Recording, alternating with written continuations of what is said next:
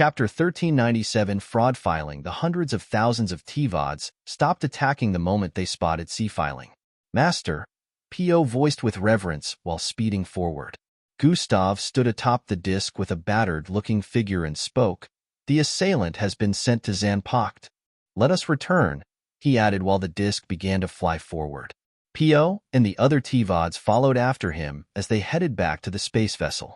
I knew that Master would turn out victorious, P.O. praised as they arrived inside the massive space vessel. All thanks to the attacks from outside. Enough light was created to pull him into Zanpacht. I have never faced such an opponent in all my years. Gustav Crimson is a very crafty being, Master, P.O. replied with a tone of understanding while they headed for the throne room. This reminds me of why I never engage assailants. Subtlety should remain a key focus as we slowly achieve our objectives. Gustav had to make sure he also played the part so P.O. wouldn't suspect anything. He had already expended a lot of energy. There were hundreds of thousands of TVODs around him that could cause issues, and he also needed to get to the throne room so he could check on the situation of Indrik as well as the others. He couldn't afford to let them see through his guise. They soon arrived at the entrance of the throne room, and Gustav remained in C-Filing's skin as he walked towards the makeshift throne. Now that he had arrived there, he had some decisions to make. In the vast expanse of outer space, a fleet of sleek spacecraft were on a cosmic journey toward a distant destination. Against the backdrop of a celestial canvas adorned with distant stars and swirling nebulas, the fleet's synchronized propulsion systems hummed with a harmonious cadence, propelling them through the cosmic void. On board each spacecraft, advanced navigation systems hummed to life, plotting a course through the cosmic web. Celestial marks and distant constellations served as navigational aids, guiding the fleet on its interstellar journey with pinpoint precision. As the fleet approached the specified coordinates, a peculiar phenomenon unfolded on the space GPS consoles. The designated location blinked intermittently. The rhythmic pulsing of the GPS coordinates created a mesmerizing dance of light, aligning with the fleet's anticipated trajectory. "It looks like we're close," one of the insect-like beings aboard stated with a tone of anticipation. "Everyone, remember to follow protocol. Our priority remains our people," another insect-like humanoid being clad in golden robes instructed solemnly. "Understood, Handler 3. The beings clad in warrior-like outfits chanted respectfully. As the fleet neared the blinking coordinates, anticipation heightened among the crew. The rhythmic pulses of the space GPS became more pronounced, guiding the spacecraft through the final stretch of their interstellar route. Seated atop the massive glowing makeshift throne, Gustav stared at the lineup of TVODs before him. "Now I have full control," he said internally as TVODs upon TVODs continued to appear in the throne room. There was such a huge lineup of them that they extended out the entrance of the throne room. "Master, what are you doing?" P.O. asked from the side but didn't get a response. Currently, every single one of C-Filing's minions was lining up in front based on Gustav's command. Even the organic beings like the ones Vilax had found in the location he was sent to were also lined up here. There weren't so many of them, so it was difficult to notice them. "P.O., join them," Gustav commanded. "Yes, Master." P.O. was curious, but it still couldn't defy C-Filing. It joined the front of the lineups, and the moment every single one of C-Filing's minions arrived, Gustav finally decided to speak. "I have one last command for you all," C-Filing's voice rang loudly across the space vessel. "Last?" P.O. and the organic minions who were capable of speech voiced in confusion. "Leave the vessel and self-destruct." C-Filing's voice rang out like a divine mandate that caused the vicinity to tremble. "But Master," P.O. was the first who tried to speak up since it had been designed to be way better than the others. "I have made my decision. Do it now." C-Filing's voice rang once more, sending a wave of compulsion across the air. On another level of the space vessel, Indrik and the millions of Ozus behind him could be spotted making their way up to the last level of the space vessel. "What did we just hear? Or was I the only one who heard it?" Mylox voiced, very confused. "I did too," Lyark whispered. "What is C-Filing playing at?" Ozark questioned with a look of confusion. It turned out that they had managed to battle their way through the millions of TVODs that were sent after them. However, They didn't need to deal with every single one of them since the T-Vods remaining suddenly stopped attacking and left. Vilax and the others had been able to use their energy to reconfigure one of them and used it to lead them out of Zonpactu. They even helped a couple of species they could find along the way, which was why their numbers were much higher than previously estimated. Endrick decided they couldn't do too much since they aimed to get out as soon as possible, so they had to ignore many others. They made their way out of Zonpactu minutes earlier and were climbing the levels to reach the makeshift throne room where most of the controls were centered. They suddenly heard C-Filing's instruction for all his minions to leave the vessel and self-destruct, which left them with great confusion. "We will find out what he is up to when we get up there," Vilax stated with a spiteful tone. "But if he is there, then does that mean Gustav lost?" Ozark questioned with a disturbed look. Endrick's face squeezed up the moment he heard that. He didn't want to accept it, but with everything that he had witnessed, he hoped Gustav was okay. As they arrived at the second to the last floor where the makeshift throne room was located, they noticed that a number of the non-organic minions were still heading out. A number of them already left, but due to their high numbers, it was still taking time for them all to leave. "Milox, stay here with everyone else," Endrick instructed. Why?" Milox questioned. "Because we don't know what to expect when we get up there. It would be unwise to take them all with us only for Seafling to send them back to Zonpactu. We don't want wasted efforts," Endrick explained. "I will stay back too and try to check for escape pods so we can have the chance to get our people off the vessel as soon as possible," Liark said with a low tone. "Okay, you do that." Endrick nodded before gesturing for Vilax and Ozark to follow him. They headed towards the tube-like space that extended upwards and ascended with speed. In just a few moments, they arrived on the path that led to the makeshift throne room. Fly. A couple more T-Vods were still whisking past, but they didn't stop to bother the trio in the slightest. It was almost as if they couldn't see the infiltrators. As Endrick, Ozark, and Vilax arrived at the throne room entrance, the last TVOD was the only being left in the throne room with C-Filing. "C-Filing!" Endrick yelled with intense animosity, not noticing the struggling TVOD. "Where is my brother? Where is Gustav?" he added while telekinetic energy began to drift out of his figure immensely. "Oh, you want a rematch?" C-Filing questioned with a rather playful smirk. "You bastard! Tell me where he is." Endrick voiced as rage began to build up within. C-Filing stood up from the massive throne and walked elegantly till he arrived before Endrick. "Why do you think I am letting my minions go?" C-Filing questioned. "What exactly are you playing at?" Endrick's rage got a little nestled as he recalled the oddity. C-Filing proceeded to flick Endrick's forehead with his index finger. "Come on, figure it out. You're not that dumb," he chuckled lightly before turning around. Endrick's eyes widened as he came to a sudden realization. "You're not C-Filing," he stated. "Bingo," C-Filing said while moving towards P.O., who happened to be twitching with greenish electricity swimming around it. "You are not, Master. How are you doing this?" P.O. questioned while struggling. "Secret. You can't fight against my command because I indeed have control over you. The more you fight it, the more likely you are to get destroyed from the inside out," C-Filing voiced before moving towards the makeshift throne once more. "Wait, I'm confused. If that isn't C-Filing, then who is that person?" Ozark questioned with a tone of curiosity. "It is my brother, Gustav," Endrick responded. "Fraud, fraud, fraud, fraud." P.O. kept chanting repeatedly. Chapter 1398, Recovering Circe. "It is my brother, Gustav," Endrick responded. "Fraud, fraud, fraud, fraud." P.O. kept chanting repeatedly. "You should have already figured it out since the command." Gustav clicked his tongue lightly in disappointment. "That's Gustav? How is he doing this?" Vilax asked with an even more befuddled tone. "Just sit back and enjoy the show, even if it is almost over," Gustav responded from up ahead while taking a seat on the throne magnificently. Ozark and Vilax were still in disbelief. Was it truly over now? Did Gustav actually win against C-Filing? That terrifying being? As much as it was difficult to believe, the reality unraveling before them depicted that it truly was the case. P.O. soon couldn't hold back anymore and flew out of the throne room after a few more seconds. The loud explosions rocking outer space in the distance could be felt even within the vessel, so they knew that C-Filing's minions had been truly dealt with, every single one of them. If that was the case, then did it mean they were now in control of the space vessel?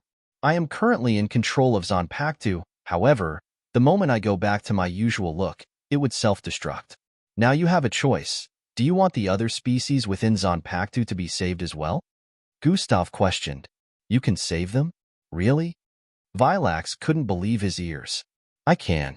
With the disk's power, I can get all of them out of there, Gustav replied. Do it then. Ozark had an excited look as she stated. They already felt guilty about only saving their people and leaving the other species there in bondage.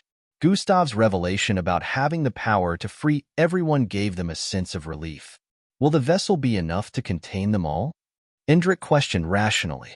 Let's hope it does, Gustav replied while planting his index finger on his cylindrical forehead and closing all four of his eyes.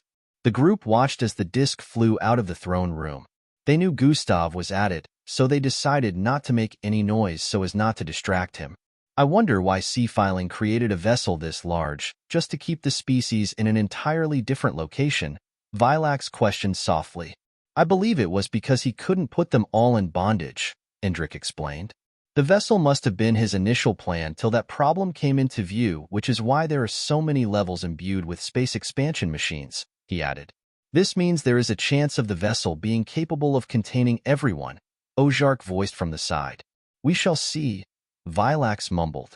After a few minutes, species trapped within Zanpakuto began to appear all over the space vessel in droves.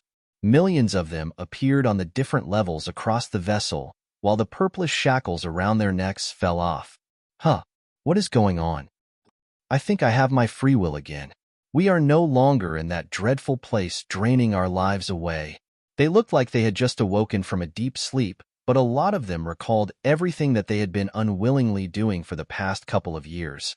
We still look like we are in there. This place is different. Loud chatters rang out all across the floors as every single location in the vessel became crowded. Pitch 1's chapter is updated by Uvel/bin/ while the freed species within the vessel were filled with confusion.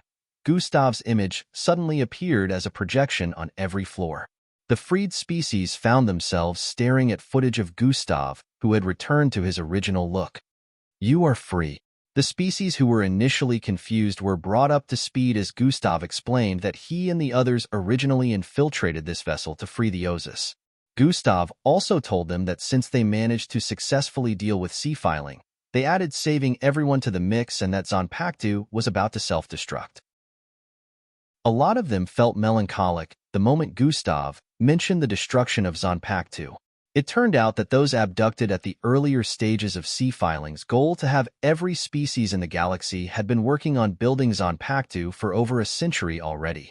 Although the concept of time within Zanpakuto was much different from outside, that was already most of their lives.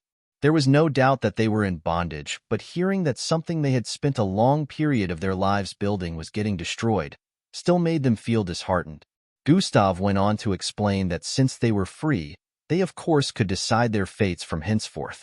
Vilax went on to appear in view and addressed the masses about how the Ozus would ensure that every species returned to their rightful place in the universe.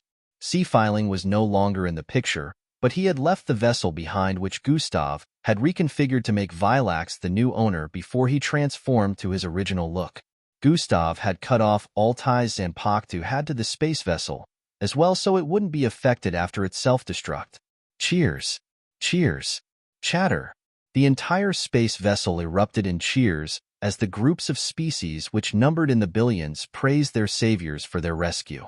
Looks of anticipation and relief could be seen on the faces of many of them. Vilax and the others had truly volunteered to do the rest of the work, so it was finally time for Gustav to relax. Within the throne room, he stepped down from the throne. Isn't there something you all forgot? Gustav questioned while creasing his eyebrows. Ozark and Vilax voiced in confusion, but Indrik came to a realization. However, before he could speak, Gustav revealed what he was talking about.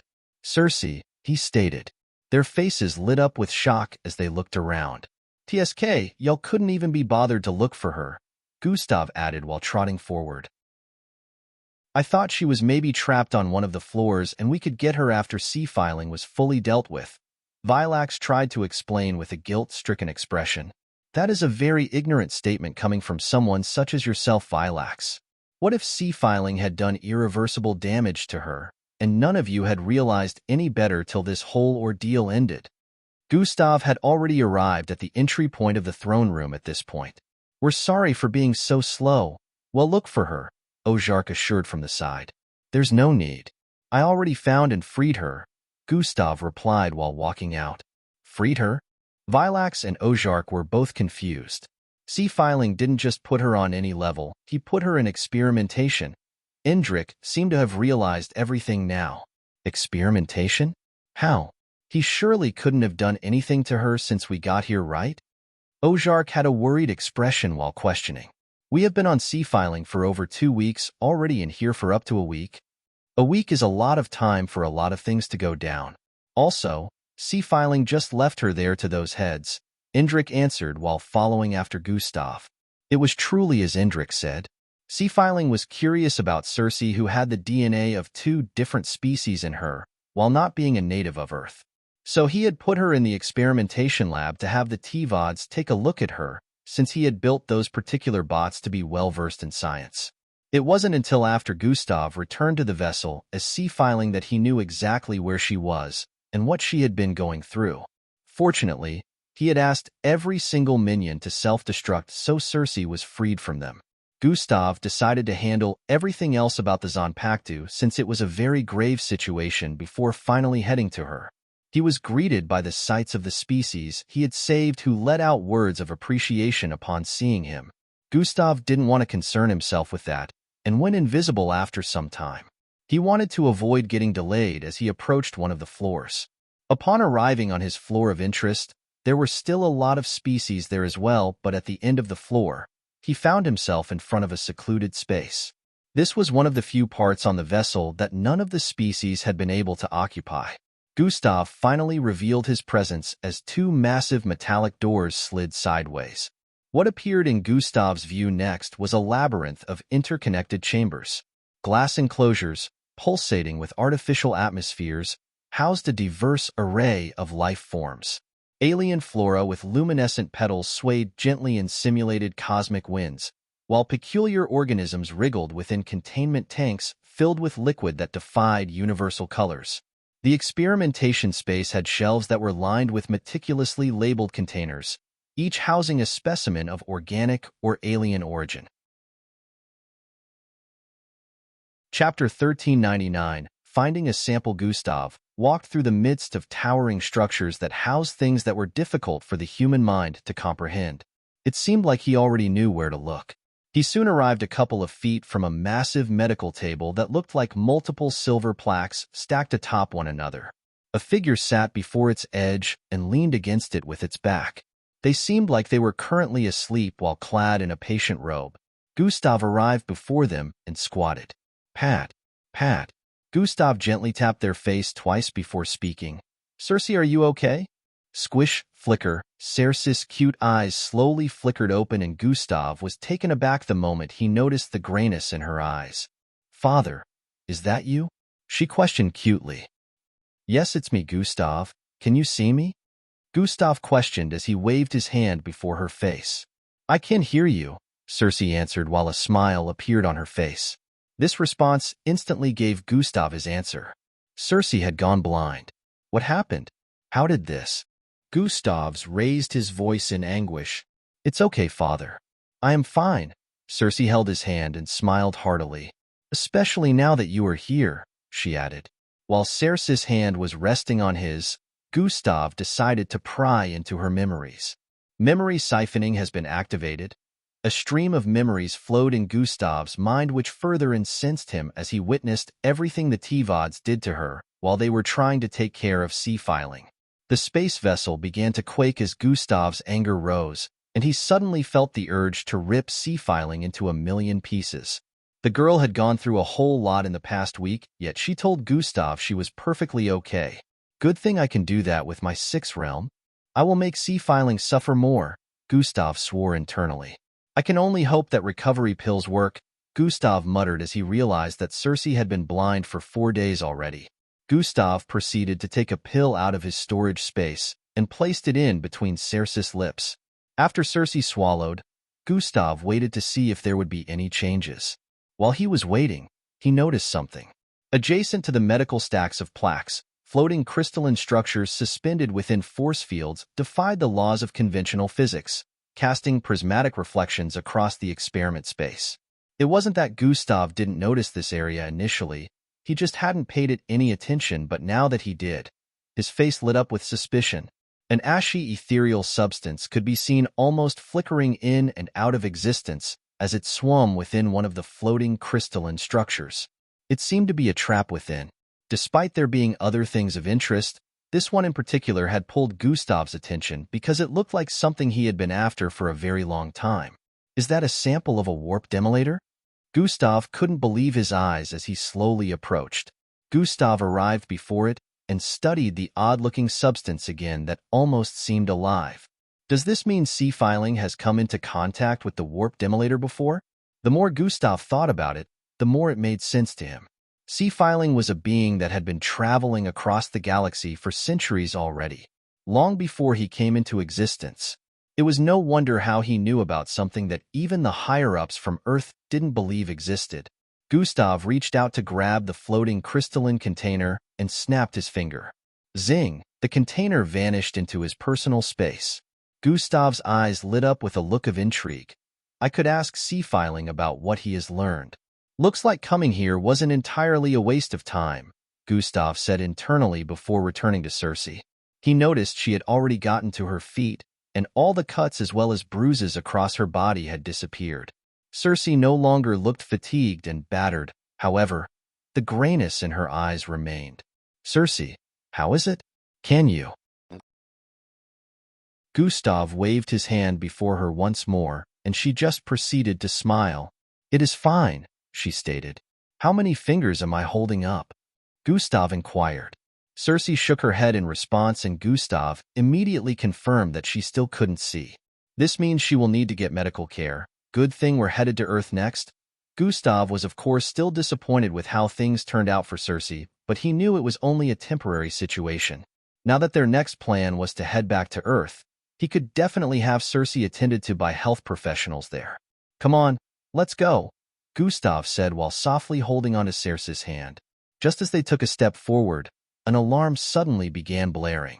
Tinin, Dian, proximity alert, Gustav's eyes squinted as he looked forward with suspicion.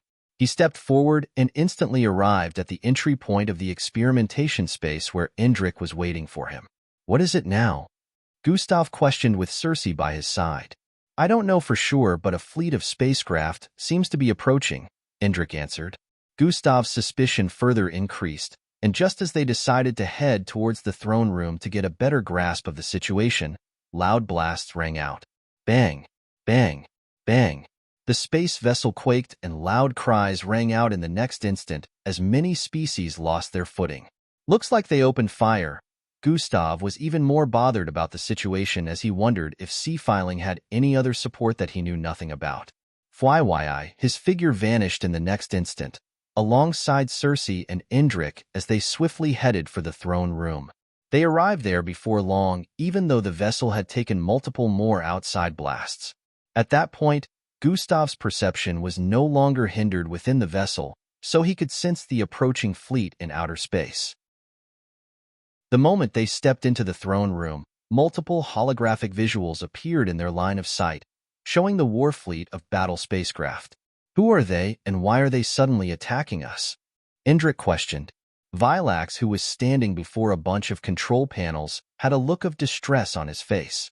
Gustav knew what his look meant. Vilax knew exactly who was attacking them. Who are they? Gustav asked while approaching. It's our people. They must have arrived thinking we still need help dealing with Sea-filing. Vilax spilled the tea. Your people? Gustav's face turned dark. How did they find us? Endrik questioned from behind. Well, that's because Ozark paused for a bit as she began to realize the severity of the situation. When we sent Volpork back, we left him with a tracking signal he could use to get back to us. Vilax tried to explain. You allowed us to be tracked? Indrik questioned with a look of betrayal. So this was a setup then? Gustav questioned as a fierce energy began to radiate from his figure. No, it wasn't a setup, Ozark quickly discarded. We were afraid of not being able to deal with C-filing all by ourselves, and let them track us just in case we get into a precarious situation. They would have saved us, Vilax explained. You did that while knowing your people would be out to get me. Makes me truly question your intentions, Gustav stated with a strong tone of mistrust. Believe me, Gustav, Vilax has no bad intentions towards you. Milox suddenly walked into the throne room. At first, I wanted nothing more than to capture you, but Vilax was always against it. Even back at the ring, he was one of the very few that claimed you were not to blame. Milox arrived before Gustav while explaining. Even I don't believe you have a hand in the destruction of our planet anymore after everything you have done for us. I have no intention of trying to capture you as well. The only reason Vilax allowed the tracking signal was because he was worried. If we had truly been in a precarious situation, their arrival would have helped, Milox explained further. It doesn't change the fact that he has led them right to me, Gustav stated. We will explain the situation to them.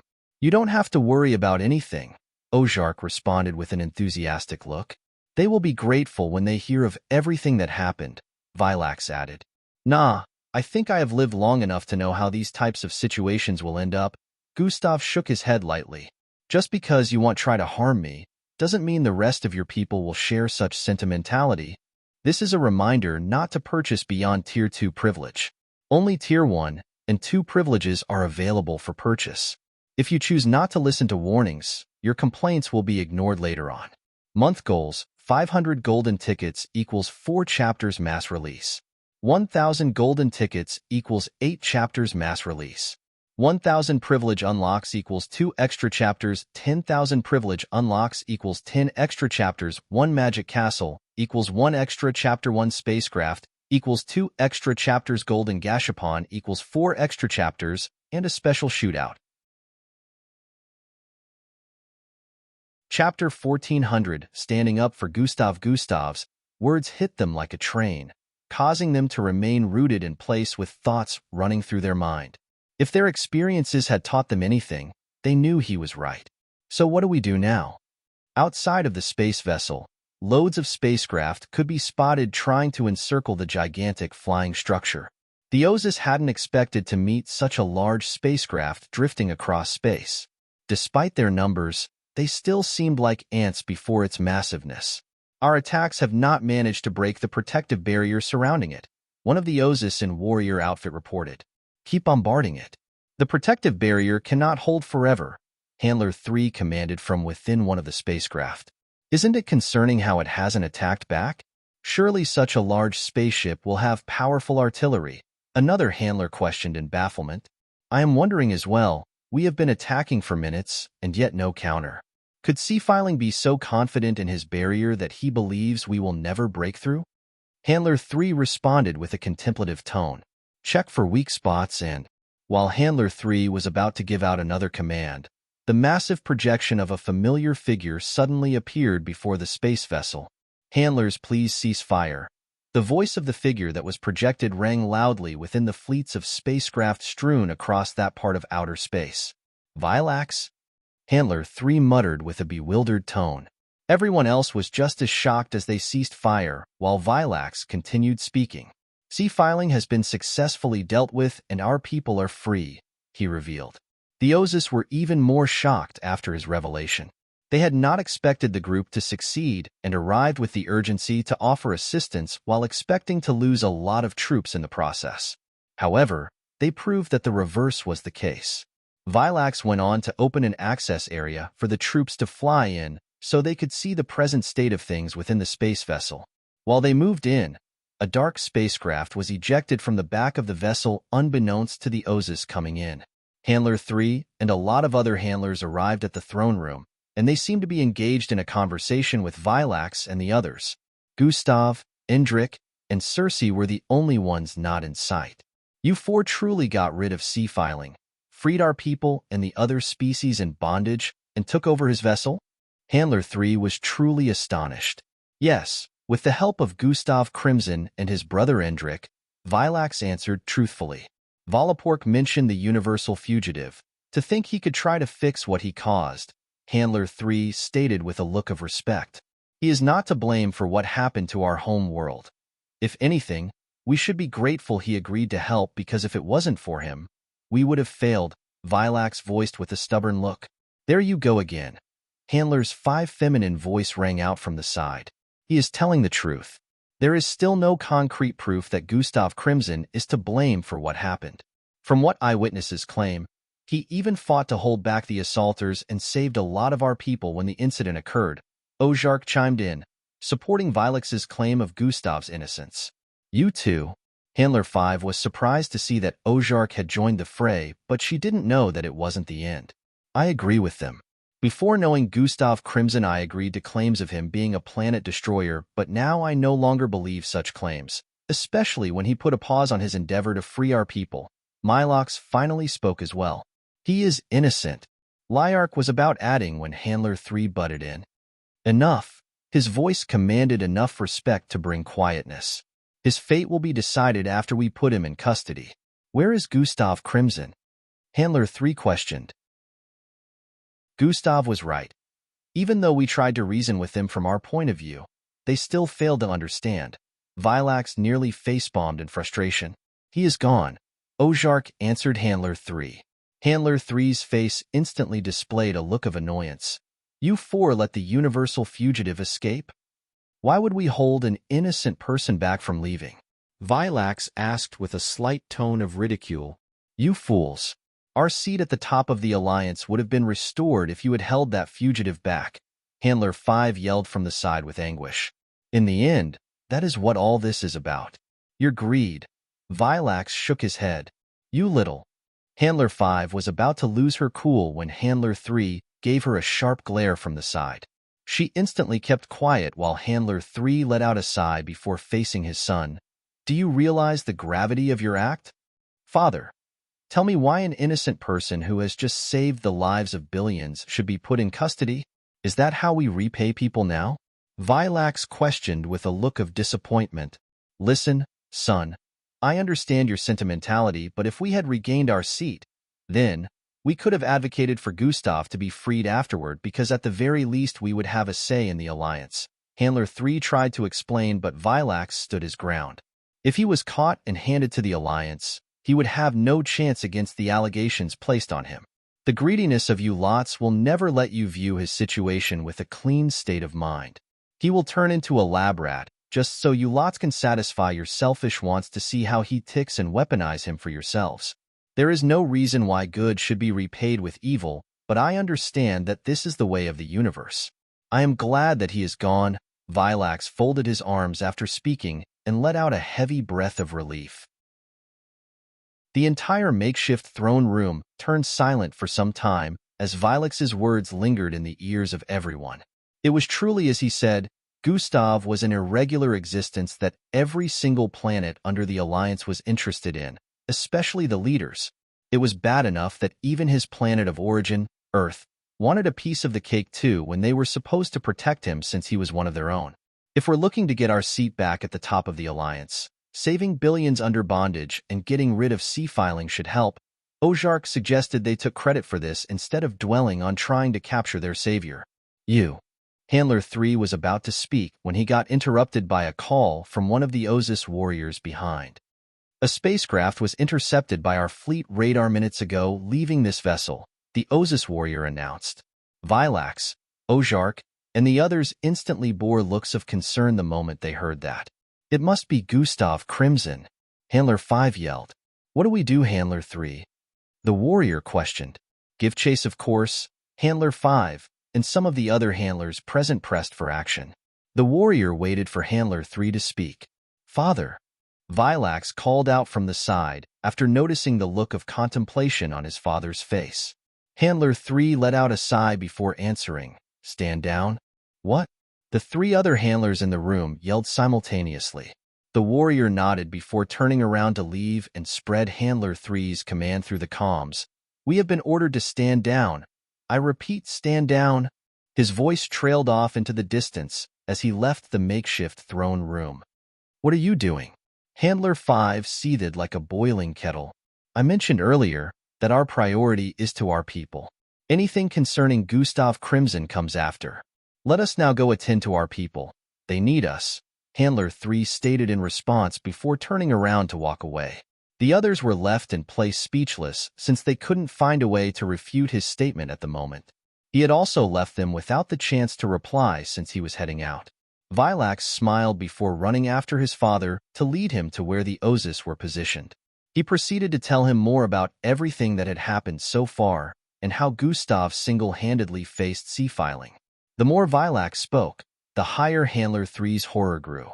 At first, it was respect, but it slowly turned into intense wariness. For Gustav to have increased in strength to the point where he could take on an opponent like sea-filing, it was no trifling feat. Now he understood why Gustav had been able to escape getting caught since he became wanted. There was no guarantee that even the army he brought along would have been able to deal with sea-filing, and yet Gustav won his battle against him. Didn't that mean that they would have failed to capture him if they wanted to? Chapter 1401 Wanted Dead or Alive. Didn't that mean that they would have failed to capture him if they wanted to? In the far reaches of the galaxy, a group of assailants, clad in crimson robes and adorned with eerie fox masks, appeared on an alien planet that thrived with vibrant energy. Its towering spires and bustling streets were filled with beings from countless, different species, all living harmoniously. The tranquilness of the city they appeared in was suddenly shattered when the sun dipped below the horizon, casting an eerie twilight upon the land. The citizens were going about their usual routines, unaware of the imminent peril that awaited them. As darkness enveloped the city, a loud explosion rang out. Boom! The central power station, a vital hub that controlled the city's grid, was destroyed, plunging the alien city into darkness. Panic spread like wildfire as the once illuminated city became a maze of confusion and fear. "We are the Gustavo Alliance." As the citizens stumbled through the darkness, trying to make sense of what was happening, a loud voice suddenly rang out, and with it came a massive projection of a being clad in crimson robes and wearing a mask. While the panic was still spreading, the figure continued speaking. "With the name of our Lord and Savior Gustav Crimson, we bring retribution upon this city." The moment the sentence ended, a bright yellow twinkle appeared in the north sky. The citizens at first didn't know what to make of it until it grew larger, and in the blink of an eye, they recognized what it was. A meteor. The cries and panic in the city increased as they tried to make their way to safety. The massive meteor gleaming intensely in the night sky had given them illumination, but it was practically impossible to outrun it. A bunch of similarly looking whitish species ascended across the air while giving off powerful energies in a bid to stop the descent of the meteor, but in the next instant, they realized how futile it was.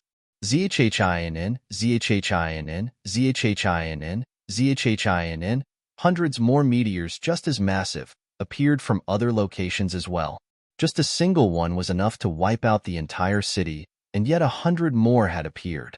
The Gustavo Alliance had left them with no chance of survival. "Meet your justifiable end." The loud voice rang out once more as the first meteor hit. Boom! Its descent was accompanied by a cacophony of thunderous booms, as if the very heavens were being rent apart. They all looked up in both awe and terror as more of the celestial bodies hurtled toward them. Shockwaves emanated like ripples on a disturbed pond, shaking the planet and rattling everything in their path.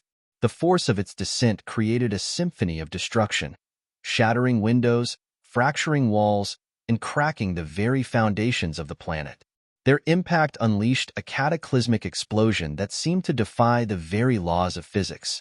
Blazing flames erupted, consuming everything in their path and reducing buildings to smoldering rubble. The shockwave, akin to a mighty tempest, reverberated outward, creating a domino effect of destruction in its wake. Earth, in a sleek and modern boardroom adorned with polished walnut furniture and floor-to-ceiling windows offering a panoramic view of the city, An important meeting was taking place. The room buzzed with anticipation as high-ranking authorities, each dressed in crisp uniforms, took their seats around a grand crystalline floating table. At the head of the table sat General Chell, a stern and formidable MBO figure known for his outer space travels. His eyes bore the weight of his experiences, and his presence commanded respect from all those present. To his left was Grand Commander Cheyenne and a couple of other generals. Many high-ranking MBO officers could also be spotted in the space. As the meeting began, the air became charged with a sense of purpose and determination. General Chell wasted no time in setting the agenda for his return to Earth. The room fell silent as he outlined the pressing matters at hand. The meeting he had with the top brass of the Alliance a couple of days ago. The Gustavo Alliance struck again. Another 3 million lives were lost, General Chell stated. The meeting with the top leaders of the Alliance ended in a stalemate on whether or not to change the details of Gustav being wanted. If they eventually go through with changing the details, Gustav Crimson is as good as dead, General Chell added. That would be a foolhardy decision, Grand Commander Cheyenne chimed in from the side. The Gustavo Alliance has nothing to do with Gustav Crimson. Gustav Crimson is a loner who likes to do everything alone. The few he allowed to become his friends are all here on Earth, so killing Gustav Crimson because of the Gustavo Alliance would be foolhardy, he added. I can't entirely agree with you, Grand Commander Cheyenne. Even if the Gustav Crimson is not affiliated with the Gustavo Alliance, killing him would end the workings of the Alliance. Since they commit these nefarious acts in his name and claim to worship him as their god, if their god was dead, surely they would no longer believe in him and put a stop to everything they have been up to. General Chell spoke from another point of view. And what if they don't stop? What if that just pulls a trigger which ends up worsening the situation and makes the Gustavo Alliance go on a frenzy? Grand Commander Cheyenne questioned with a distressed tone. I don't think that will happen. Another general voiced from the side, supporting General Chell. They worship him after all. No one worships a dead god, he added. Sirs, if I may, a commander voiced from the side. I will suggest we remain on the side of Gustav being wanted alive and not alive or dead. We should be trying to protect our own no matter what may have happened, especially when Gustav Crimson has no hand in the deaths of those extraterrestrial species. Shouldn't the Alliance focus more on bringing the Gustavo Alliance to justice than arguing about whether or not to kill Gustav? Imagine a person committed a crime and claimed to do it in the name of the Grand Commanders. Would you advocate for the Grand Commanders to be slain? The commander added, Aren't you the commander who is like a guardian to Gustav Crimson? General Chell questioned. It matters not what he means to me. I am just giving a rational opinion. If Gustav Crimson is to meet his end, it should be at our hands and not that of the Alliance. This commander happened to be Xanatus. He had gained enough rank to be a part of the meeting. General Chell and some others seemed to recall just how close he was to Gustav when he was still a gradier and assumed he was speaking from a place of sentimentality. Commander Xanatus speaks the truth. It says a lot about us if we choose to go forth with such a decision for one of our own who has also saved this planet several times. Grand Commander Cheyenne supported from the sides. It says a lot about us that one of our own is slaughtering innocents across galaxies, General Chell chimed in. It has been made clear to you that Gustav Crimson has no motive for engaging in such acts. I have made my decision, General Chell. At the next meeting with the Alliance higher-ups, inform them that Earth is against changing the details of Gustav being wanted. If they are truly concerned about bringing the Gustavo Alliance to justice, a task force can be set up to specially go after them. We will allow some of our most decorated officers to be a part of it. Grand Commander Cheyenne's lengthy response gave no more room for arguments. Understood, Grand Commander Cheyenne. General Chell may be the MBO they had chosen to appear in most meetings for them, but he was still below Grand Commander Cheyenne in ranking. No one was allowed to go against the commands of the Grand Commanders, regardless of how high they were in the MBO. Now on to the next topic of the day, the Death Angel, perched atop a towering mountain. The view of a futuristic metropolitan city could be spotted in the distance. Its streets teeming with bustling crowds and gleaming hovering vehicles that flew to and from bluish rings. Some citizens on the sidewalks stepped into glowing circles stationed in multiple areas and vanished in the next instant. The sun's golden rays danced upon the mirrored surfaces of the towering skyscrapers, casting a mesmerizing sparkle that was visible even from that great height. The architecture itself was a sight to behold. Flashy holographic billboards adorned the sides of buildings, advertising the latest technological marvels and showcasing the artistic flair of the city's inhabitants. The structures reached unimaginable heights, with innovative designs that defied the laws of gravity. Twisty spires melted seamlessly into curvaceous shapes, creating an otherworldly view. A group of three who were positioned atop that mountain peered into the distance with different expressions on their faces, ranging from nostalgia to fascination. New WSA book, add reincarnated as AMC with the highest compatibility rate to your library. Thanks, beaming face with smiling eyes. Chapter 1402. He is here. A group of three who were positioned atop the mountain peered into the distance with different expressions on their faces, ranging from nostalgia to fascination. We're back, Endrick voiced with a reminiscent look. Wipe that look off your face. We're not here to have a good time, Gustav reminded Endrick. I can't see it, but I can sense that it is beautiful. Is this where Father grew up? Cersei questioned from the side. Yeah, and it is truly beautiful, but don't let that fool you. Underneath all of that beauty lies the ugliness of Earthlings, Gustav replied while turning around. Cersei had a slightly confused look after hearing that.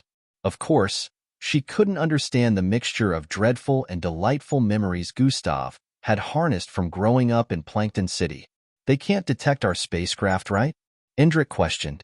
I activated incognito mode before transporting us here with the dimensional bracelet, Gustav replied while stepping into the spacecraft. I have to inform EE that we are here, he added. Usually, Earth couldn't be infiltrated by any spacecraft due to the barrier that surrounded it unless the MBO gave access. However, Gustav still had multiple areas on Earth with his spatial marking, so he could return to such places anytime he wished without having to be bothered about the barrier. So long as the dimensional bracelet had enough power. Gustav stared at his dimensional bracelet as he sat before a panel in the control room. Energy levels, 0%.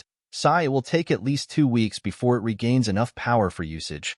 Gustav sighed inwardly while hoping a scenario wouldn't play out where he needed to use the dimensional bracelet as a means of escape. Gustav tapped on multiple buttons before him, and a small vibration rang out depicting that a call was going through. The moment the person on the other end accepted the call, a loud yell rang out. Dude, I have been fucking trying to contact you for ages. Relax. Don't fucking tell me to relax. Where the hell have you been? You had my ass worried. Now I sound like my mama. Calm down, man. We ran into issues and couldn't use the communication transmission in some regions of outer space. Gustav tried to explain. Checks out. I left a bunch of messages, though. Did you bother to check them? EE inquired like a nagging wife. I am just realizing that you did. I was kinda in a life or death type of situation, so, Gustav said with a wry tone. So you didn't check them, MF? It felt like EE wanted to strangle Gustav through the transmission. Why is the transmission feedback so smooth? Like you're close by or something? EE's tone had a tinge of suspicion. Hold on. Playing your messages now. Gustav hollered for EE to reduce his voice. Yo, Gus. Been trying to reach you? Where you? Get back to me, yes. Yo, Gus. It's been a week. You good? I have vital information you need to hear. Contact me as soon as possible. EE messages over the last 2 months continued to play out. It's been a month, bruh. Did something happen to you out there? I have tried to contact you over and over again. Yo, Gus. The information I've been trying to pass is about Jack and Mac's return. The Grand Commanders requested his return to guard the location where the captured Death Angel is being held. Remember, I told you something happened. Turns out that the initial place was attacked. I can't give more info over transmission since it could get traced if I speak on here for too long. Just postpone your trip to Earth. It won't be smart to come here when the world's strongest mixed blood is on the planet. After the last message ended, Gustav let out a oops. Did you listen to them all? EE inquired from the other end. Yeah, I did, Gustav replied. So just postpone your trip to Earth. I reckon that Jack and Mac won't be here for too long. At most 1 or 2 months. They tend to go off Earth a lot, so after they leave, you can return, E. suggested with a concerned tone. About that, the advice kinda came in too late, Gustav voiced softly. What do you mean? E questioned with confusion in his voice. I am here, Gustav stated. What do you mean by you are here? Oh wait, you fucker. E's tone went from confusion to realization very quickly. You are on Earth. What the fuck? E added, and one could hear the sound of objects falling to the floor from the other end. This information had left E extremely flustered. Relax. It's not that bad. Gustav tried to calm E. Dude, how the fuck am I more worried about your safety than you are? E said in response. Because we probably don't have much to worry about, Gustav stated. Yeah, we probably don't have much to worry about when a universal fugitive who is at the beta rank is on the same planet with an MBO agent who is considered the strongest at beacon rank, E voiced with sarcasm. I get what you mean, but I can escape his detection simply by shapeshifting. So long as he isn't within proximity, he will never be able to feel that something is off, Gustav assured E. Where the hell are you right now? E inquired. In the heart of a towering skyscraper, nestled high above the bustling streets below, lay a living room space with 4 figures seated within. The room had a breathtaking view of a futuristic metropolitan city on the left, beckoning with its shimmering lights and dazzling architecture. From its vantage point, one could view the city humming with life. Streams of commuters rush by, their silhouettes blurring into an endless stream, while hover cars navigate through the labyrinthine streets.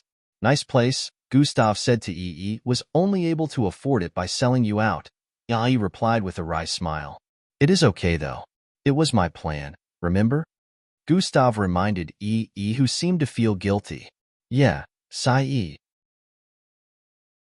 E slouched on the seat opposite Gustav while turning to stare at Circe. Who is she? He questioned. A long story, Gustav replied. It's been almost a year, so that makes sense, but tell me all about your endeavors outside of the planet, E said with excitement on his face. Where do I start? You probably already know a couple since we were mostly in touch. Gustav decided to narrate the sequences of some major things that occurred during his time outside of Earth. Circe mostly listened while Gustav, E, and Indrik caught up. Their discussion lasted hours, and by the time they had narrated most of the events that transpired outside of the planet, E was left awestruck. You fought a being like that and won? E inquired while referring to C-filing. At that point, he wondered if there was still any need for Gustav to keep running and hiding. Barely. I would have lost if the fight continued in the vessel, Gustav chipped in. But you didn't use your cosmic superior abilities. E reminded Gustav. I haven't used it in months, especially after I found out they had a way of tracking cosmic superior energy, Gustav replied. Oh yeah, that is true, but then, you could literally stop anyone with that though. E felt like he was missing something. Perhaps, or perhaps not. Anyways, did I tell you about why I had to return? Gustav changed the subject. You haven't. I lightly shook his head. I believe someone cloned my cells, Gustav stated bluntly. What the hell? E thought he had run out of surprises for the day till Gustav dropped the bombshell. In the heart of a futuristic enclave, a 12-foot-tall figure stood amidst the amalgamation of a sleek office and a personal laboratory.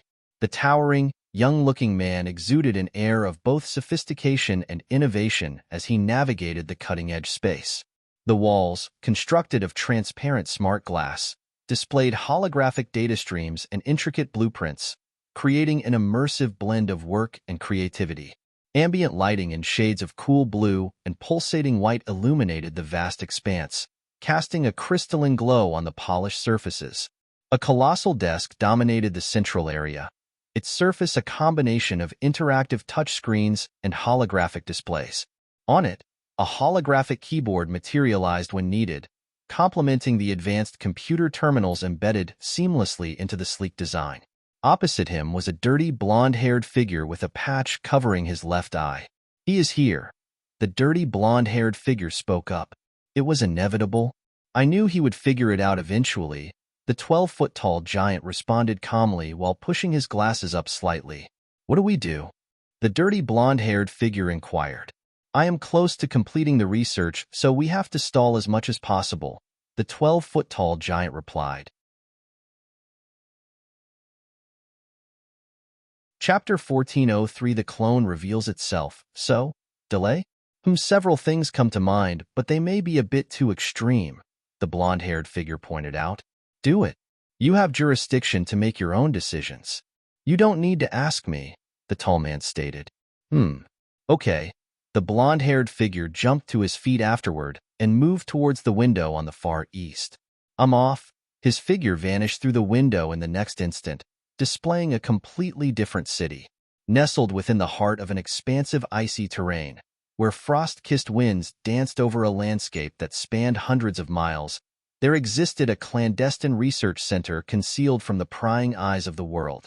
Accessed through a network of ice tunnels, the entrance was seamlessly integrated into the frozen environment, cleverly camouflaging the scientific sanctuary. Beyond this threshold lay a labyrinth of tunnels meticulously carved into the ice.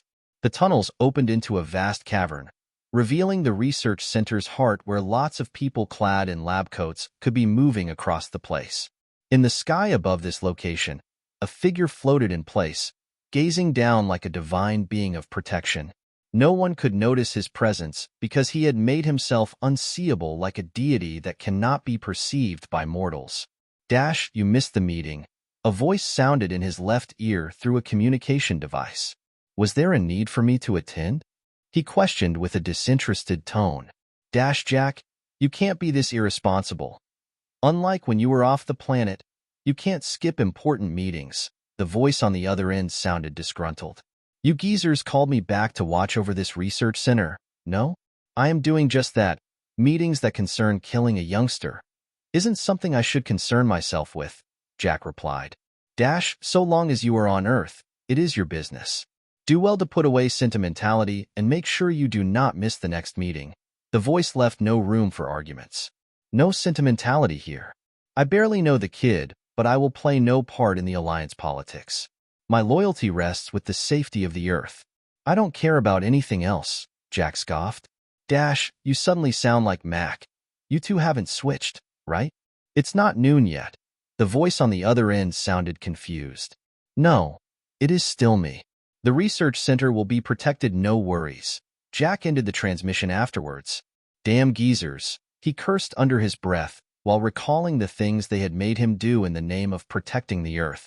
If push comes to shove, I will kill Gustav Crimson myself, but so long as I determine that he is not a threat to Earth, I will not engage in such foolishness, Jack swore while peering through the confines of the research center.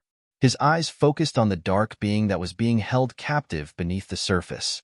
If what Dr. Markle says is true, we have a way bigger threat on our hands, but these geezers are focusing on the wrong thing. Jack let out a small sigh. Atop a skyscraper within Plankton City, Gustav stared at the enthralling scenery before him. It's been too long since I did this. He basked in the swirling winds, blowing his hair backward for a few seconds, while a purplish vortex appeared beside him. He walked out of the vortex, and the next moment, Endrick is going to watch over her, he reported. Good. How long till she can see again? Gustav inquired. In 24 hours she should be fine, replied with a look of certainty. That's a relief. Let's go, Gustav stated. You're going looking like that? Questioned while staring at Gustav, who currently looked middle-aged with dark circles underneath his eyes. His hair was also a shade of red and black. It is an inconspicuous look, Gustav replied. No doubt. Shook his head before conjuring another vortex. A purplish swirling vortex appeared before them, and they proceeded to walk in. They arrived in a different scenery completely. What lay ahead of them looked like an endless expanse of yellow burning sands.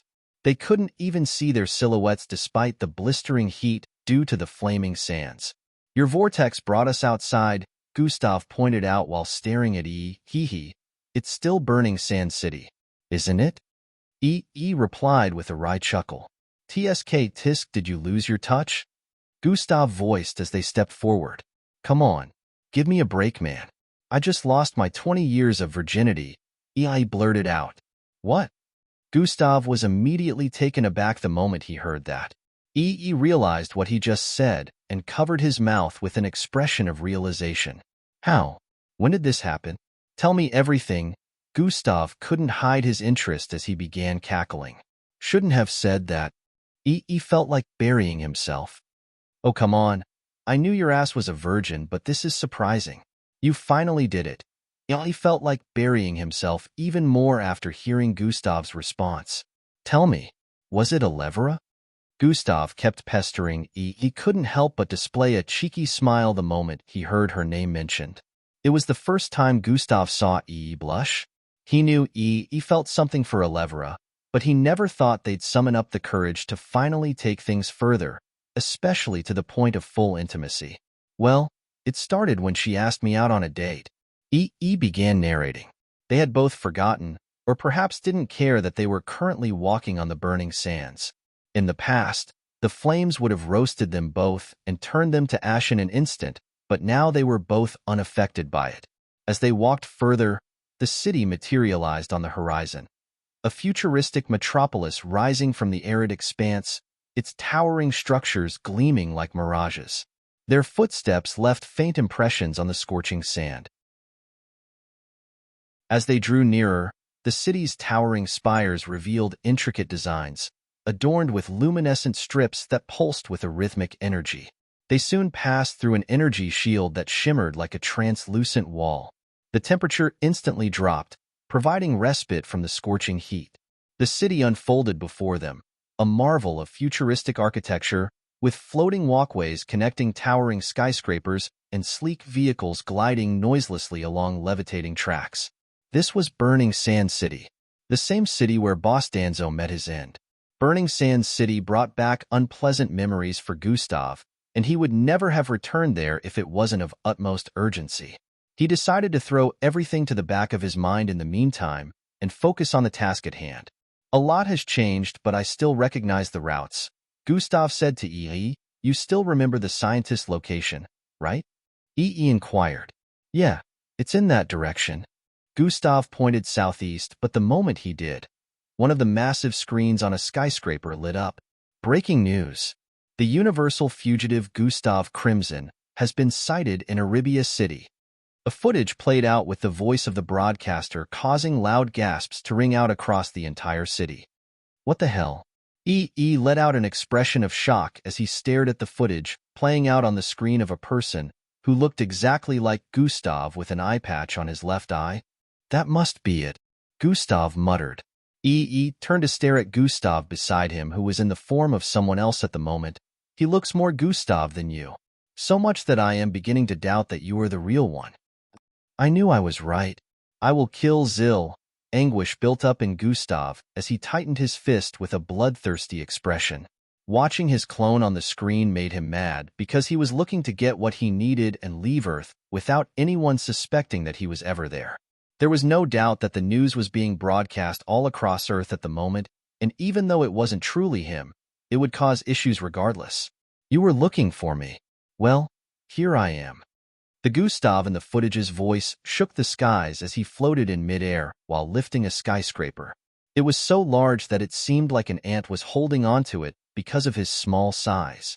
Everyone watching was even more shocked as Gustav in the live footage flung the building downwards at the people in the city who were desperately trying to flee to safety. Chaos and pandemonium rang out as debris and dust clouded the visibility of Arabia City while loud cries rang out. What is that fucker doing? E immediately became enraged the moment he saw what the other Gustav did next. That was his home city. He couldn't sit by and just watch it get destroyed, so he swiftly opened up a vortex. Before E could jump into the vortex, Gustav stopped him. Don't.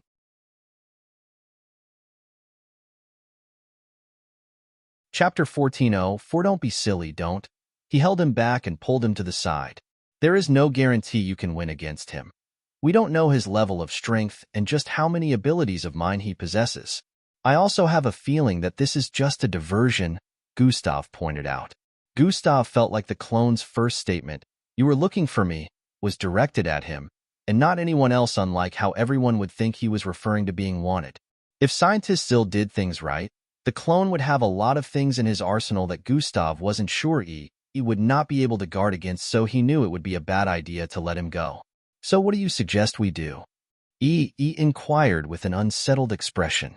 Instead of responding, Gustav reached out and planted his index finger on E's forehead and activated mental manipulation. Transferring memories. A bunch of memories flowed into E's mind, and he instantly understood what the plan was.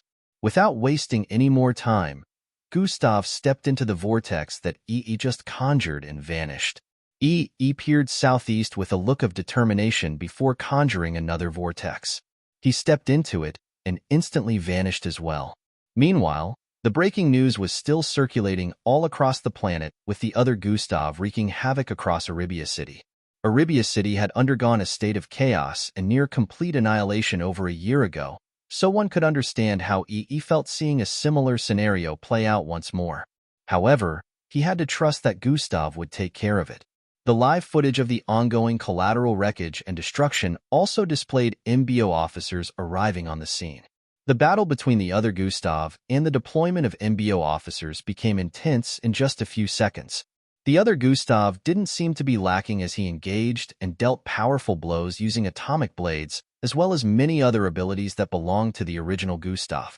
The MBO officers had difficulty keeping up as many of them got blasted away and left with grievous injuries. Despite being accosted by several MBO officials, the cloned Gustav didn't stop wreaking havoc on the surroundings while dealing with them all at the same time. A group of 3 MBO officers unleashed a joint attack of telekinesis to trap the cloned Gustav in place so other officers could finally hit him with their destructive abilities. However, he suddenly transformed into a massive muscular beast with brownish-red skin and dark wings sprouting out of his back. With a single swift motion, he ripped through the constraints of the telekinesis and clawed forward intensely. A slash sent forth destructive dark lines that ripped through the officers easily and continued till another skyscraper far behind got cleaved into 4 different parts, crumbling onto the sides. The MBO officers who unleashed a joint telekinetic attack had their body parts raining from the air with blood. Are you going to keep hiding, or are you going to face me? The cloned Gustav yelled after decimating another bunch of them. He had mercilessly dealt with almost all the officers who arrived on the scene, showing that he wasn't bothered slaughtering them like their lives were worth nothing. A figure suddenly flickered into existence a few feet from the cloned Gustav in midair. The moment that happened, the destruction in the vicinity came to a stop as the cloned Gustav stared at the being before him with slight wariness and reverence. "You finally showed yourself," the cloned Gustav stated. The live footage display had everyone guessing about the identity of the person who had just arrived on scene. Is it an MBO officer? What is going on? Who is that person? Why are they wearing a mask? Several questions continued to permeate the despair-filled air in Arabia City, especially because the being who had just arrived was clad in a strange dark outfit and seemed to be wearing a fox-like mask. What was the point of all this? The newly arrived figure questioned with a hint of bafflement. You were the point," the cloned Gustav responded. "I was trying to keep my presence hidden. Why did you have to disturb that?" The masked figure kept speaking. "You are the original, so you tell me." The cloned Gustav smirked, displaying a mischievous expression. He won't find him now, will he?" Gustav questioned with a tone of realization. "No, he won't," the cloned Gustav responded. "Only I know where he is, but then you could as well, which was why I made sure to drag you here. I knew you wouldn't let come face me. He is our friend," he added. "Point of correction, he is my friend. You are just a mistake. A mistake I made by trusting a greedy scientist." The masked figure who happened to be the real Gustav turned around after speaking. "What if I killed you and took your place? Then I'd have your life to myself." The cloned Gustav spoke with a tone of intrigue. "You'd regret it. It's not such a great life." The real Gustav replied with a melancholic tone. "That is for me to decide," the cloned Gustav stated while his energy began to climb intensely. "You were better off hiding in the shadows.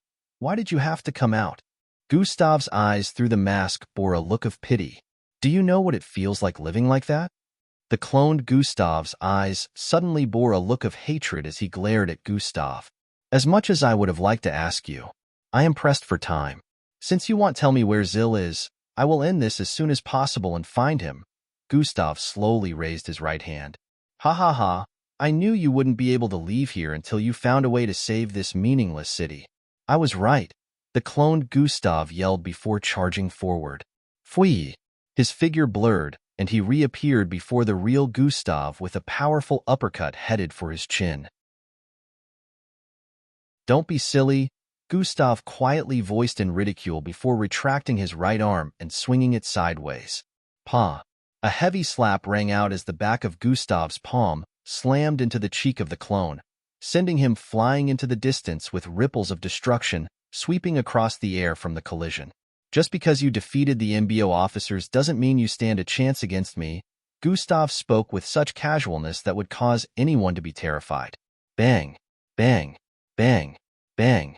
The cloned Gustav blasted through multiple buildings as his body kept getting catapulted into the distance from the slap. His whole face was soon smeared in blood as he gritted his teeth and swirled his body to take advantage of the momentum.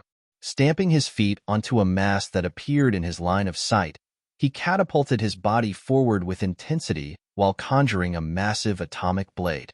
Thwai! Gustav, who was still floating in midair, spotted a red and white streak in the distance, which soon appeared before him in the form of the clone who had combined beast transformation with atomic disintegration. Slash! The clone swung at Gustav, thinking it had taken him by surprise due to its intense speed, only for the atomic blade to cleave through the wind, leaving a crescent-shaped milky line to sweep forward with intensity. Where are you looking? Gustav's voice rang out from behind him. However, before he could turn around, another powerful blow rammed into his back, sending him hurling downwards. Bang! Boom! His figure slammed into the ground and ricocheted across it, causing spiderwebs like cracks to appear on the roads. Gustav's figure vanished and reappeared before the clone's figure, which was still getting pushed backwards by the force of the punch. Pa! Another slap rang out again as the clone got sent catapulting towards the west. Pa! Pa! Bang! Bang! The clone was unable to follow Gustav's series of attacks as he moved like he was teleporting. 1 second he was on the left, and the next he was on the right, or behind him, or before him. It was almost like he was everywhere at the same time, and the clone wasn't the only one with this thought. As the world watched who they thought was the real Gustav get beaten up, they couldn't hide their astonishment. Just who was that man in the fox mask? For him to have the upper hand against an anomaly like Gustav Crimson, he has to be outranked, right? This is unbelievable. How is he winning when even the MBO officers couldn't do anything? The confusion continued as the cloned Gustav repeatedly received a pummeling until he was no longer able to counter in the slightest. Every attack he used, Gustav would counter with 10 times more power. The real Gustav made sure not to use an ability that might bring suspicion, and fortunately, the fight was over after a few minutes. Hand him over. A loud voice rang out from the side.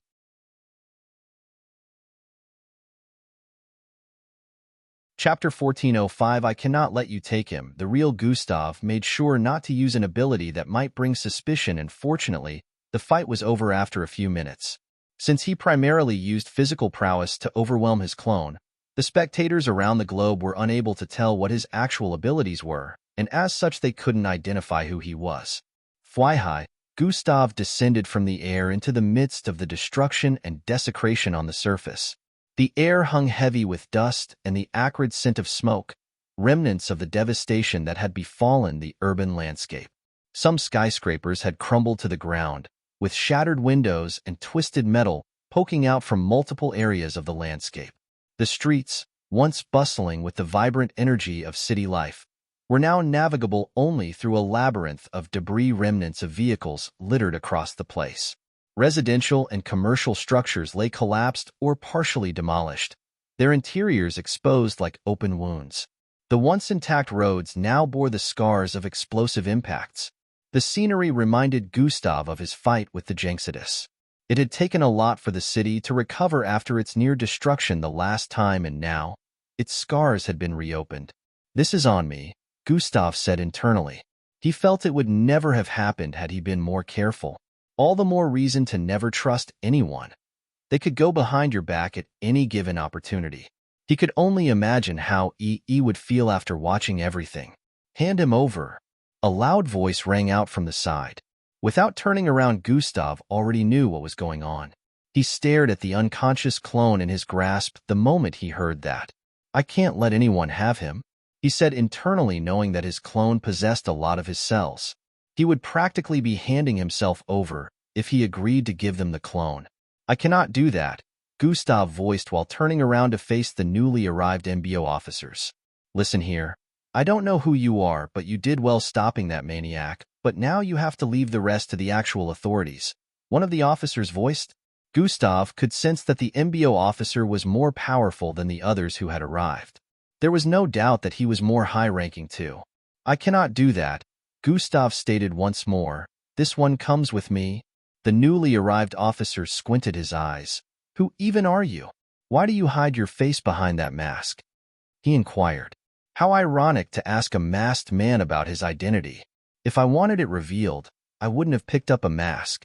Just view me as a person cleaning up a mess, Gustav replied while levitating. Fleischish, his figure ascended into the sky in the next instant with incredible speed, drifting out of view in less than a second. Don't let him get away, the officer yelled as everyone swiftly moved and jumped into the vehicles parked around the corner. Lock onto him quickly, the leading officer yelled with a tone of urgency the moment they arrived at the floating vehicles. An operator could be spotted frantically tapping on buttons on the panel before them. The hovercraft lifted into the air and began to fly while loud beeping sounds rang out as the vehicle tried to lock onto Gustav. Despite its many attempts as multiple hovercraft drifted across the air, it was unable to pinpoint Gustav's location. After some time, the operator began to feel like they were just chasing the wind. The systems were unable to lock onto Gustav's figure even after he made use of the MBO satellites to try to trace his movement. Unfortunately, Gustav was too quick for them. He is gone, the operator informed. He cannot be gone. Use all the satellites we have. The MBO officers yelled in indignation. I checked everything that I could, but his speed pattern is just too unpredictable, and he already orbited around the Earth 26 times to throw us off. And it worked, the MBO operator explained. What the hell? Just how fast is he? The MBO officer was even more in awe. General Chell, Jack must have told you. I am here based on instructions to guard the research center. Anything else is outside of my jurisdiction. A handsome figure with yellow hair, voiced while floating above a terrain of ice. This is a planet-wide situation, no? A universal-wide situation. Get Gustav Crimson from that unknown assailant. Right now. A loud masculine voice could be heard from the other end. Nah, Mac responded with an unbothered look. Do you know this could be considered treason? I am performing my duties. Now piss off, Mac stated before ending the transmission. There was no doubt that General Chell had more to say, but Mac just didn't care. Mac was a lot different from Jack. Jack tended to follow the higher-ups' every instruction in the MBO. Mostly without questioning them since he was a very patriotic person by nature. So long as it was a mission that benefited or kept the Earth safe, he would swing into action. As for his counterpart Mac, he was more rebellious. If Mac had been in control when Jack was asked to subdue Miss Amy in the past, the fight would never have happened because he was fond of her. He envied how she could do whatever she pleased, whereas he was more obedient because of Jack, his patriotic counterpart. Mac floated in place silently for some time till a vibration rang out. Sigh, why won't these geezers just leave me alone? Mac lamented as a holographic call appeared in his line of sight. Transmission from Grand Commander Cheyenne. What is it again, geezer? Mac questioned with a tone of annoyance after picking up. Grand Commander Cheyenne appeared in view and began speaking. Did you? If this is about the kid getting snatched out of y'all hands, I don't care, Mac interrupted before Grand Commander Cheyenne could complete his sentence. It is, Grand Commander Cheyenne admitted. Your help is needed to retrieve the Universal Fugitive. Are you going to ignore a potential threat to the peace of Earth and the Alliance as a whole? He proceeded to ask, why would I help a bunch of losers that needed the help of an outsider to subdue the kid? Last I checked, They were not able to contend with him in the slightest, so whose fault is it that Gustav Crimson was unable to be retrieved? Mac questioned. So you watched the fight. Grand Commander Cheyenne was a bit surprised, but then he was the strongest mixed blood in existence, so there was no reason why he wouldn't be able to perceive a battle ongoing over 10,000 miles away. That also means you know where the assailant currently is, Grand Commander Cheyenne pointed out. Who cares? Max said before bringing out a lollipop from a multiple triangular star-shaped glow. He proceeded to place it in between his lips with an uncaring expression. Macintosh, I don't like it when you call me that name. In the heart of an eerie forest, where shadows clung to twisted branches, a person dressed in disheveled clothing lay sprawled on the damp forest floor. Leaves and twigs clung to their attire, which hinted at the unknown struggle they may have gone through. Beside the unconscious figure was a person seated on a small piece of rock. He had a devil fox-like mask covering his face and was clad in a long black outfit. He glanced at the unconscious figure a few times while seemingly on a call with someone. Yeah, he is right here. Glad you're safe. He doesn't have all of my abilities, and as you must have seen during the broadcast, his power level is below beta rank. Maybe I should have just gone to face him myself and left the search of that scientist to you. He did mention that you wouldn't find him. This whole endeavor was a distraction, and it served its purpose. What will you do now? I have to. The figure in a demon fox-like mask who was Gustav suddenly paused as he sensed something. He swiftly ended the transmission and looked up. Damn it, I forgot about him. He cursed internally as a whooshing wind began to blow the trees in the vicinity sideways.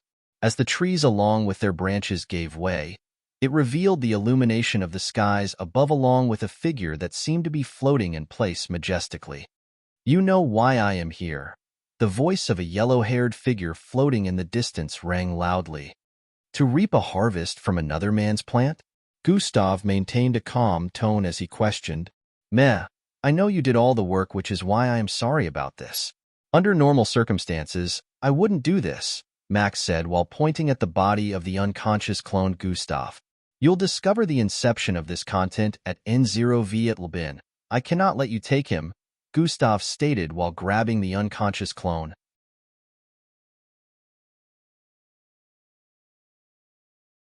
Chapter 1406 Gustav versus the World's Strongest do not unlock yet. I cannot let you take him, Gustav stated while grabbing the unconscious clone.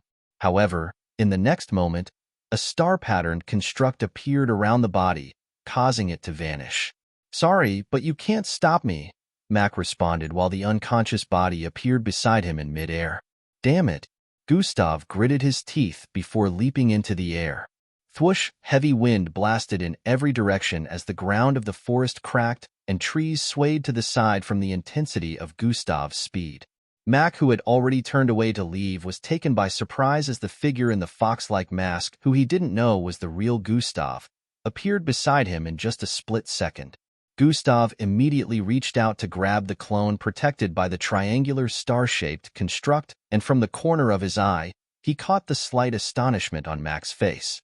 However, Mac was much faster as he pulled the floating unconscious clone away and thrust his right palm forward. Bang!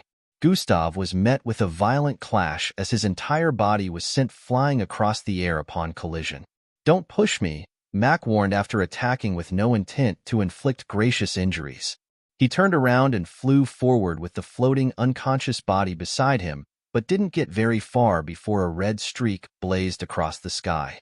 Looks like I might need to knock him out, Mac decided, while turning around swiftly. Gustav's figure appeared right before him with his arm outstretched once more. Space construct, Mac chimed before Gustav could make contact. Triangular star-shaped enclosures suddenly appeared around Gustav's figure, and he instantly found himself unable to move. Damn it! The space left Gustav completely incapacitated. There was only one way he knew he could get out of it, but he couldn't go through with it because he would be risking exposing his identity.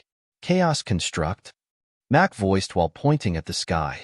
A massive, glowing, purplish circle with multiple triangular shapes covered the sky and blotted the view of the entire sun. Gustav was frozen in place, but he could sense the incredible pressure from the sky. In the next instant, A powerful torrent of purplish energy rained from the sky like a waterfall. It charged downwards with immense speed and power, slamming into Gustav's frozen figure. Bang! It rained down upon the forest, which was as large as a town, racing everything in view to the ground. The fire was unable to breed because, in just a second, the entire vicinity was turned into a charred wasteland. The trees were gone along with rocks, grasses, highlands, mountains, and almost every atom in view. All that remained in view was a massive, darkened surface with molten lava in some areas.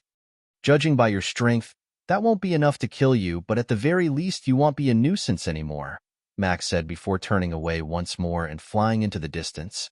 Those geezers better not complain about the destruction. He grumbled. Down beneath the pile of ash and molten liquid, a figure sprouted out of the surface with a sizzling, cooked flesh. Reddish marks could be seen all over his burnt skin and hair as he raised his face to stare at the sky. Powerful indeed, the figure voiced with a tone of aspiration. You've done it now, he added while his body began to visibly regenerate at very insane speed. Silver scales started appearing all over his body as the space around him twisted and violent winds stirred. Horns protruded from his head as energy gathered around him, and he ascended from the surface of the decimated environment. His figure suddenly vanished like he teleported, and in the next instant, a loud ripping sound rang out heavily. Grrrrhhhhhhh. The surroundings quaked with intensity as a massive line was torn in the skies. People across multiple cities in the world looked up to the sky and could see the line that cut across it.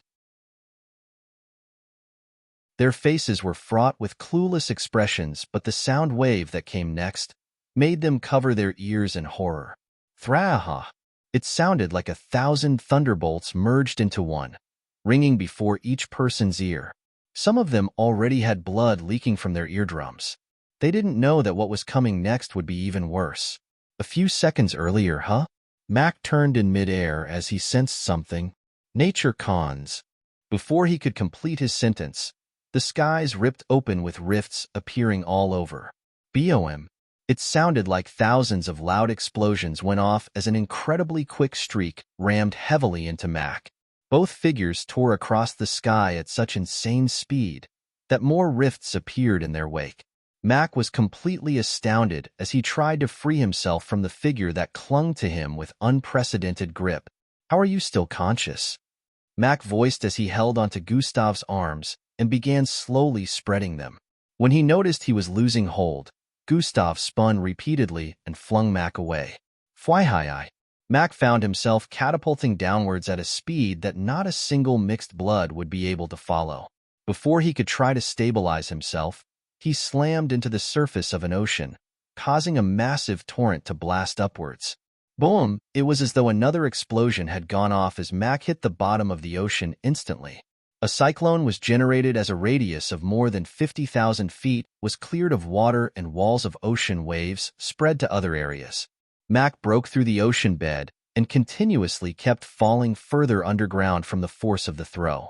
The clone's unconscious body, which still had triangular-shaped star constructs around it, was flying toward the ocean when Gustav grabbed it forcefully.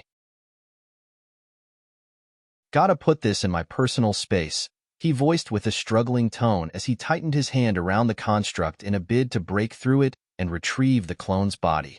Unfortunately, the construct seemed unbreakable despite the amount of pressure Gustav inflicted on it. I have no choice but to use it. Gustav could only pray that it didn't get noticed as a stack of multicolored rhombuses phased out of his left palm area. Try, just the construct, Gustav instructed. In the next instant, the construct was consumed by Cohelia, leaving Gustav's unconscious clone untouched. Gustav reached out to grab the clone before it could fall, but before he made contact with it, Fwyi, a yellow streak, came out of nowhere and snatched the clone from him. Damn it! I wasn't fast enough, Gustav gritted his teeth. Mac had the clone in his grasp as he appeared hundreds of feet away from Gustav. I cannot ignore your level of strength even though it is beneath mine. Someone as powerful as you are will not be able to go unnoticed since there are not a lot of mixed bloods on this level of strength. Who are you? Mac questioned with a perceptible tone of interest. Although Gustav's demon fox-like mask had been disintegrated when Mac attacked earlier, one still couldn't tell how he looked at the moment. This was because Gustav activated Ultimate Combination, which had completely altered his human look. "I am nobody," Gustav answered with the same fake middle-aged voice he had been using all this time. "Who knows? I might just leave the kid to you if you revealed who you are," Mac grinned lightly while proposing. "No, you wouldn't," Gustav said internally, and he was right. Who in their right senses would let go of the original and a clone at the same time? "I will no longer take your acts lightly if you keep this up." Knowing he couldn't get Gustav to spill the beans, Mac warned heavily. "Just give him back and I will be out of your way." Gustav remained unyielding as well. "I can't do that," Mac stated. Spack. Before he could completely cast any ability, Gustav moved like a lightning bolt. Thraz. He arrived before Mac in an instant while throwing out a glowing icy fist. "This will be very damaging if I don't evade or counter." Mac was a bit faster, but he knew he only had two choices at this moment since complete evasion while holding onto the clone was impossible. Fwye. He let go of the clone and raised his right arm to block Gustav's attack, while arching his left arm backward to thrust a counterpalm strike at Gustav's gut. Boom. A loud crash that reverberated across the entirety of the earth rang out as Gustav's fists collided with Mac's arm. Mac's face barely displayed an affected look as his palm rammed into Gustav's knee at the same moment. Gustav had raised his knee to block the palm strike, and now they had both hit each other with enough force to split the earth in two. BOM. The entirety of the earth quaked intensely as they were both sent catapulting backward. "He tricked me. That attack was much more powerful than I sensed."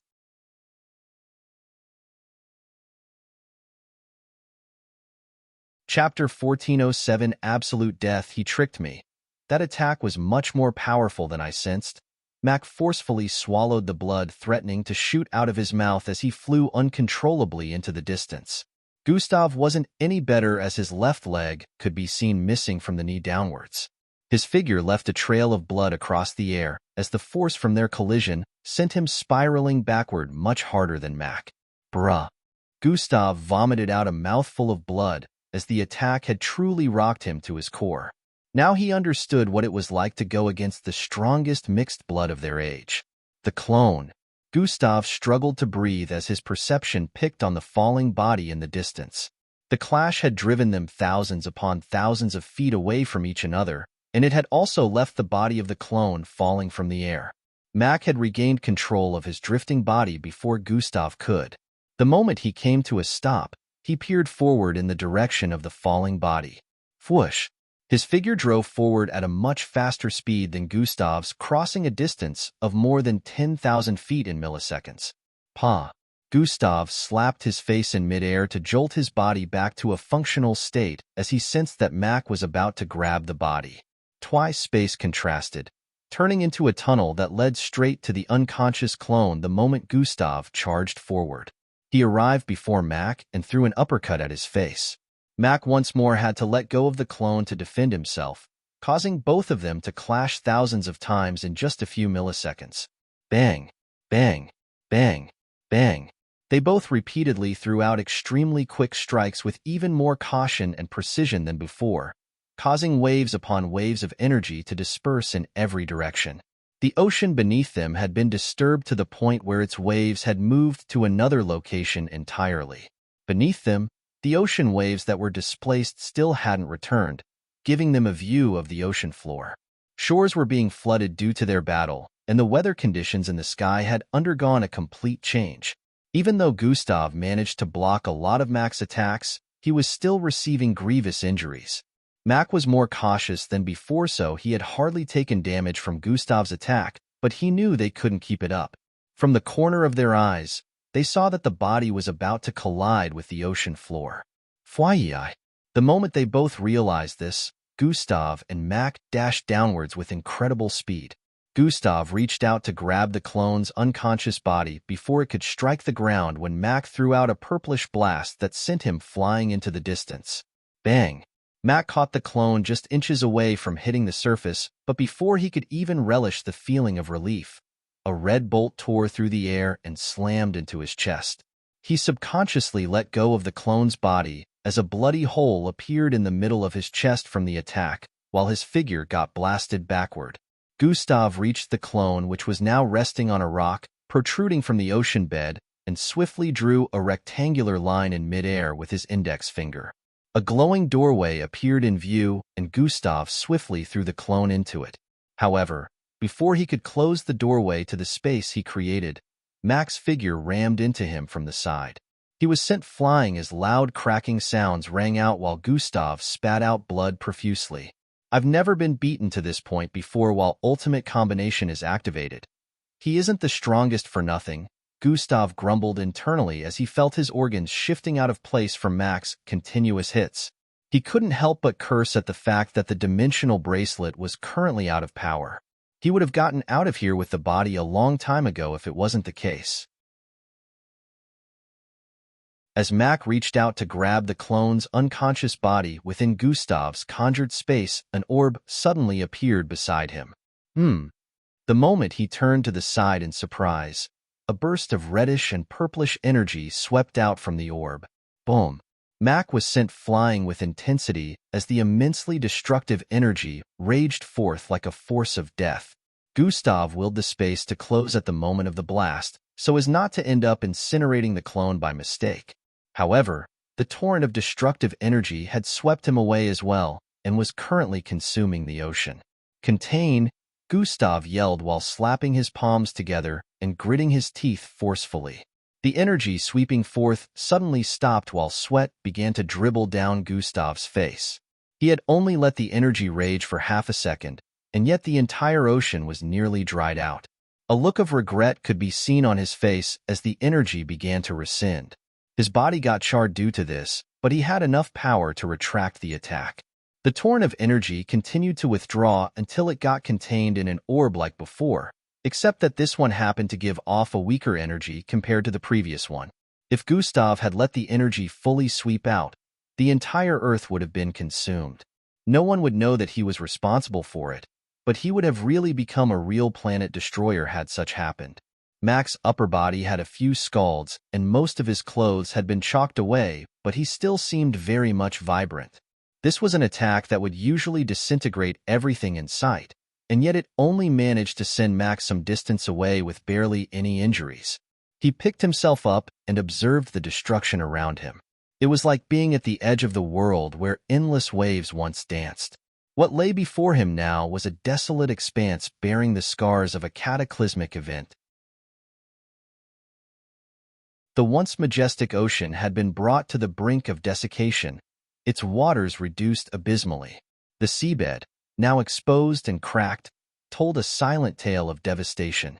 The ocean's floor, once hidden beneath a vibrant mosaic of marine life, lay barren and desolate. Aquatic mixed breeds that once darted through the vast blue ocean had vanished, leaving behind a haunting emptiness. He is an alpha-ranked mixed blood capable of such, and yet I have never met him before this. Mac knew that alpha-ranked mixed bloods were capable of bringing the Earth to a state of devastation. However, it was a different case when they were not only capable of that, but could also exchange more than a couple of blows with him. The last person he recalled was able to do this was Miss Amy, and there had not been anyone else since. This made him even more interested in the identity of the person he was battling against, but there was only one choice left. It is dangerous to keep this up for the sake of the Earth. I must eradicate him in one fell swoop and retrieve the kid, Mac decided while levitating.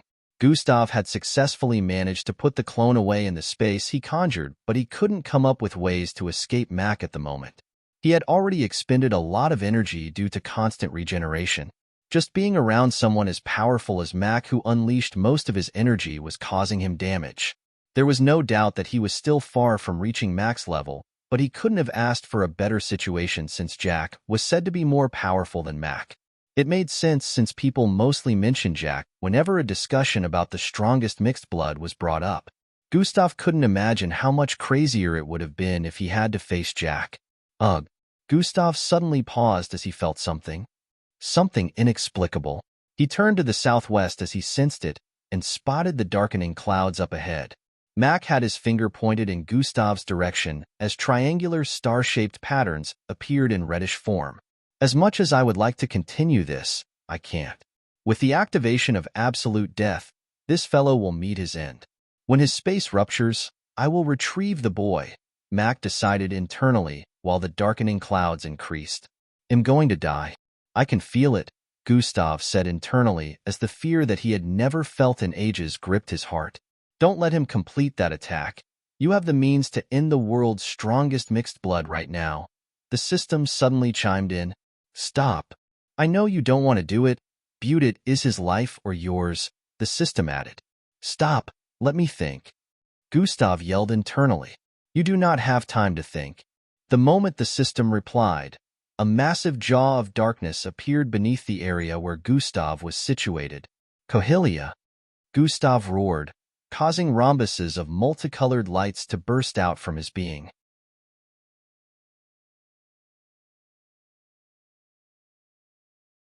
Chapter 1408 Reappearance of the Otherworld being the moment the system replied. A massive jaw of darkness appeared beneath the area where Gustav was situated. Cohelia! Gustav roared, causing rhombuses of multicolored lights to burst out from his being. Master! A loud and domineering baritone voice rang out as Cohelia was being summoned in full power. The atmosphere became extremely tense because of the frightening aura the both of them were giving off. As the tension rose to its apex, Mac's face suddenly scrunched up with a disturbed expression. Gustav was about to devour everything within a particular radius when he sensed the energy from Mac's side thinning. Something is wrong, Gustav said internally. I think you're right, the system agreed. At that moment, Mac suddenly deactivated his attack and blasted off into the sky at unprecedented speed. Huh. Gustav paused in bafflement. What is going on? He wondered out loud. It made no sense for Mac to just suddenly leave since he wasn't losing the battle. Gustav only had a lot of tricks up his sleeves. Anyone who had witnessed the battle would have known that Gustav was still a level beneath Mac, so why would he suddenly leave? Whatever happened is none of my concern since it helps. Time to leave. Gustav couldn't help but let out a sigh of relief as he turned and commanded Cohelia to retract. Aren't you at least curious about what came up that made the world's strongest halt the process of retrieving a universally known fugitive? The system questioned internally. Has to be something more important, probably life or planet-threatening, Gustav assumed and then suddenly paused. You know what it is, don't you? Gustav questioned with a tone of realization. Minutes earlier, at the Icy Research Center, Grand Commander Cheyenne stood before the underground space where the Death Angel was being kept. He was glad that at the very least he was there to watch after the research center, or Mac would never have agreed to leave in pursuit of Gustav.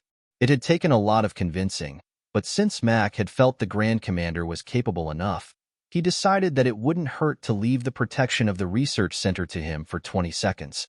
20 seconds was the amount of time he had assumed it would take him to get Gustav's clone, who he thought was the original, and return to the research center. His calculation was done on account of the resistance of the party who was holding onto the clone, the real Gustav. No one would have expected that the mixed blood assumed to be at the alpha rank would give Mac so much trouble. Behind Grand Commander Cheyenne was a group of scientists working on a dark cube-like box that kept generating yellow sparks of electricity, almost fully calibrated. Dr. Markle, who was the leading scientist there, gave occasional feedback to Grand Commander Cheyenne. Holographic imagery gave them visuals of a percentage currently at 99, 30% slowly moving upwards. It is still far from what I requested of you, Grand Commander Cheyenne voiced while turning away from the Death Angel who was completely trapped in the space ahead. One step at a time, if we can first bring it to a point where mixed bloods will be able to exist in the other dimension without weakening, it will be a great achievement that will take us a level further to the goal we're aiming at, Dr. Markle stated with a tone of assurance. As the values before the percentage increased, so did the anticipation within the room. Almost there, Dr. Markle stated as the dark cube throbbed violently and the yellow sparks swimming around it increased. Less than 99, 80%, almost there. Steady her. He instructed the other scientists who tapped on multiple holographic buttons to control the tubes attached to the cube. Less than 99, 90%. Squinting eyes face, 99. 99%. At the moment, it was like time had come to a pause as the scientists and Dr. Markle watched the holographic display with keen eyes. All of a sudden, cracks began to appear on the surface. Krychh, there was no glass or structure affected in the vicinity by the unexpected and inexplicable phenomenon, and yet it seemed like the air itself had cracks on them, almost like reality was being shattered before their very eyes. Grand Commander Cheyenne, who had noticed it before anyone else, moved with speed and precision, grabbing Dr. Markle by the collar before the phenomenon could completely unfold into an unexpected disaster. "Watch out!" His voice rang out loudly as he instantly jumped backward with Dr. Markle in his grasp. The moment their bodies arrived at the end of the space, a soft but deadly slash shimmering with both light and darkness sliced through the air. Every single scientist besides Dr. Markle had their bodies cleaved in two in an instant. Blood gushed out and spread across the place as the dark cube wasn't spared as well. The slash had divided it into two halves, causing the experiment to immediately come to a halt. What a waste! The instant Grand Commander Cheyenne spotted the arm protruding from the middle of the crack that had spread across the air like spiderwebs, he recognized it. It's that thing from before. Grand Commander Cheyenne didn't need to be told before he knew that everyone within the facility was in danger, so he instant activated the warning alarms. "Go!" he yelled at Dr. Markle while the being responsible for the attack slowly pushed the rest of its body out of the cracks. But Dr. Markle was about to mention the Death Angel in bondage when Grand Commander Cheyenne cut him off. "Go now!" he yelled while gracefully swinging his arms sideways. Bang! A hole was instantly blasted through the walls behind, which connected to an icy tunnelway. Dr. Markle had no choice but to swallow his complaints and flee the vicinity. Grand Commander Cheyenne, recalling how things went the last time, had to admit that he dug a hole for himself by asking Mac to go after Gustav. It had been over 3 months since the being's last appearance. He didn't win against it then, and he was certain that he would be able to contend with its strength now. Understanding the situation, Grand Commander Cheyenne charged forward with speed. He sped past the cracking area and blasted straight through the reinforced glass that housed the captive Death Angel. "Let's see if you will be able to take it with you after I keep it inside of me again." The diamond-like shard embedded in the Grand Commander's forehead gleamed brightly as he arrived before the Death Angel. The Death Angel instantly turned illusionary and began to shrink while drifting towards the position of the shard embedded in Grand Commander Cheyenne's forehead. "Kakakaka-voitujval." The Death Angel, who seemed to be conscious at the time, spat out a bunch of incoherent words, or so they seemed. To an ordinary person, those words, if they could even be called words, were incoherent, but to Grand Commander Cheyenne, he knew they held meaning. The problem was that there was no way to decipher the meaning at that instant because of the perilous situation he was in. Grand Commander Cheyenne's face turned even more serious as he sped up the rate of absorption. All of a sudden, the air shimmered and vibrated with incredible intensity, and Grand Commander Cheyenne spat out a mouthful of blood. Grr! He fell to his knees weakly as his vision grew heavy with every passing millisecond. Behind him was a massive gash that had cut so deep that one could see Grand Commander Cheyenne's internal organs from the back. Blood tried to seep out, but was disintegrated by the dark, corrosive light surrounding the edges of the gash. Grand Commander Cheyenne couldn't recall the last time anyone had managed to bring his body to that state. It had never happened before, and to make matters worse, he didn't even sense the attack until it hit. It meant the attack must have transcended his perceptive speed and hit like it had been teleported. Step, step, step. He could faintly hear the sound of footsteps behind him announcing that his end was nigh. He tried to summon strength and planted his palm on the floor for support when a sharp line suddenly appeared on his elbow region. Cruck! Half of Grand Commander Cheyenne's right arm was instantly lopped off, causing him to fall over. Ugh! Blood seeped out intensely as the footsteps grew closer. The figure currently standing behind him had a feminine structure. She had a line that separated the two contrasting colors that her skin possessed. The half-white of her face twisted a little as the darkness in the eye positioned on that half seemed to spread a little. The blade in her right hand gleamed dangerously as she raised it ever so slightly. The entire facility trembled in the wake of the energy that surrounded her figure, causing Grand Commander Cheyenne to struggle even harder with breathing. Add my new WSA entry to your L.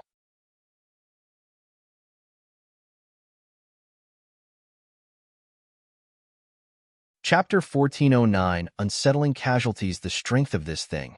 It's higher than the last time. Grand Commander Cheyenne could barely collect his thoughts at the moment. Despite the incredible power of the being upon its first appearance, it was still known to be weaker than the world's strongest mixed blood, Jack, in terms of strength, but at the moment Grand Commander Cheyenne wasn't sure anymore. With the energy it generated, he felt like it could destroy the Earth 10 times over with ease if that was its objective. The Death Angel laughed repeatedly as it watched the scene play out with immense excitement. It continuously repeated the same words it had spoken to Grand Commander Cheyenne's face repeatedly. The feminine humanoid raised its blade and casually cut a line across the air, a line that could cut through any surface no matter how dense. There was no doubt that the casual attack would end Grand Commander Cheyenne, and since it was instantaneous, the old man knew that he was as good as dead. Twihai, a line that severed the entire underground icy structure from the bottom up to the surface, ripped forward with intensity, causing its collapse. The scientists who had managed to make it to the surface were being carted away in emergency vehicles when the immense energy radiating from the casual attack blasted everyone into the distance. They all felt the heat of the attack, even though they weren't physically hit. Time had come to a stop as they watched the bodies of their colleagues disintegrate from the powerful shock waves. As the environment was plunged into utter chaos, a loud voice rang loudly across the vicinity. Space constructs, it was both soft and extremely loud at the same time. A rhythmic energy pulsated as stars with triangular patterns formed an enclosure around the figures of the scientists who were currently still in midair from the blast of energy. The moment the constructs were formed, the scientists were safe from the destructive energy that thrashed around. Not a single one of them had noticed when Mac arrived. The speed at which he had activated his bloodline ability to protect them had been incredibly quick. Swiwii, loud whooshing sounds rang out as the 27 in midair vanished briefly before threads of sizzling dark light blasted forth from below. Boom! Everything within a radius of 700 miles instantly disintegrated, leaving a massive charred hole on the surface of the Earth. The sudden discharge had consumed everything in sight, Mac included. It seemed like nothing would be able to survive within it. However, 30 seconds later, Mac remained in midair without any new injuries. The only injuries on his body were the few scalds and bruises he received from fighting Gustav, but it was barely noticeable. Mac had successfully gotten everyone out of range, except for Grand Commander Cheyenne, who was still underground when this happened. Unfortunately, there was nothing left.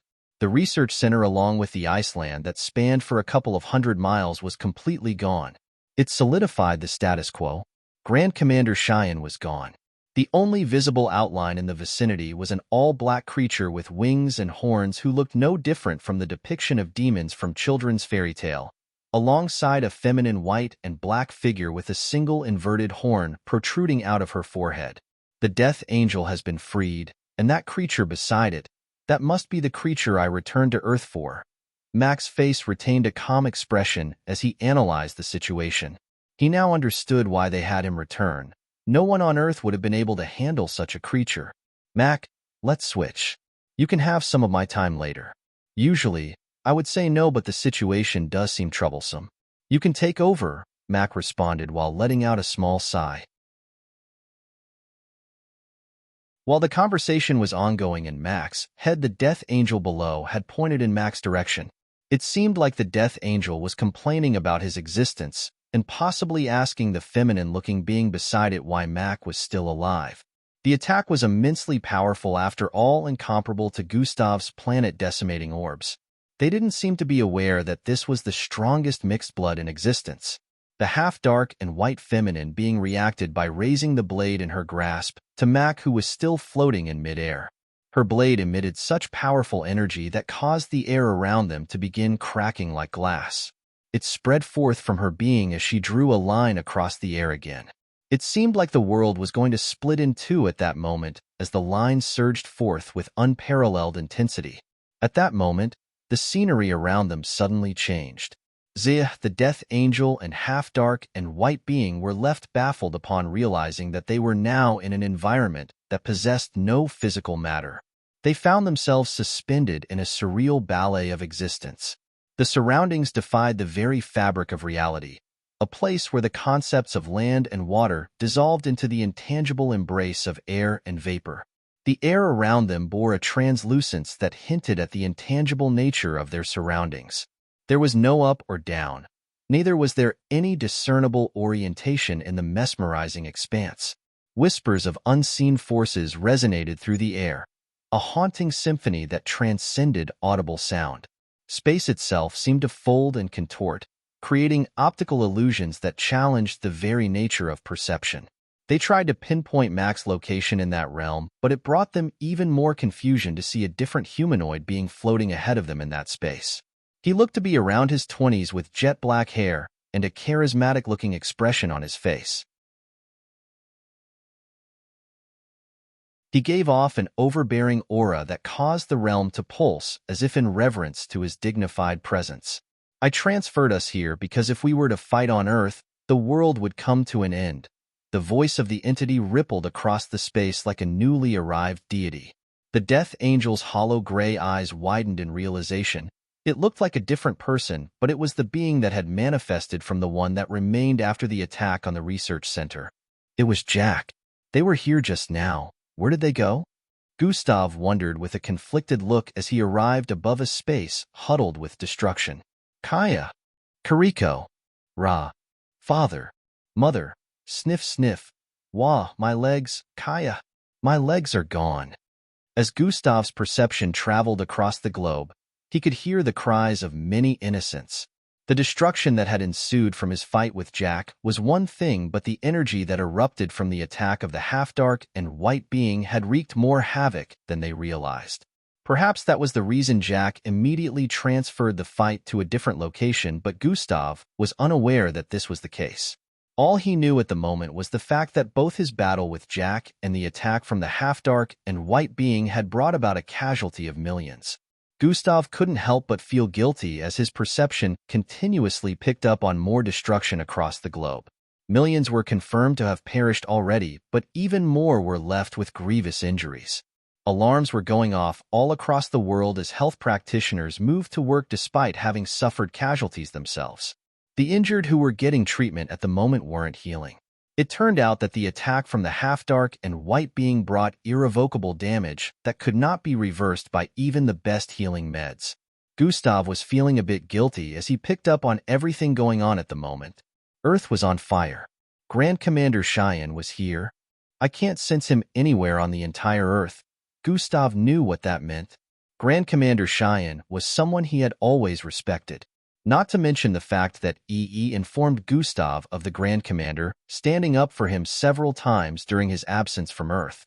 GRRTTTZ EE appeared in holographic format with a deadbeat look on his face. Plankton City was affected too. Angie's brother is.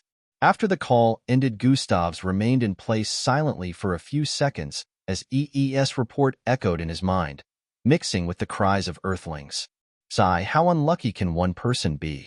I just arrived on this planet yesterday, and everything has gone to shit, Gustav lamented with a soft but slightly frustrated expression. I can't let things be. The glowing hourglass appeared in Gustav's grasp. What did I tell you about constantly using that? The system instantly nagged. I will be fine, Gustav voiced while imbuing the ancient hourglass with his essence. The item emitted an even brighter glow as its golden sands pulsated with mythical energy. You don't ever listen until something seriously bad happens, the system stated with a dissatisfied tone. There is no other way. It is for the best that this battle never happens, Gustav voiced while turning the hourglass upside down.